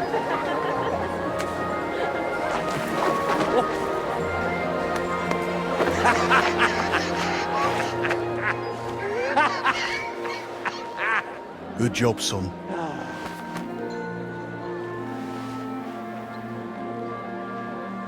Really good job.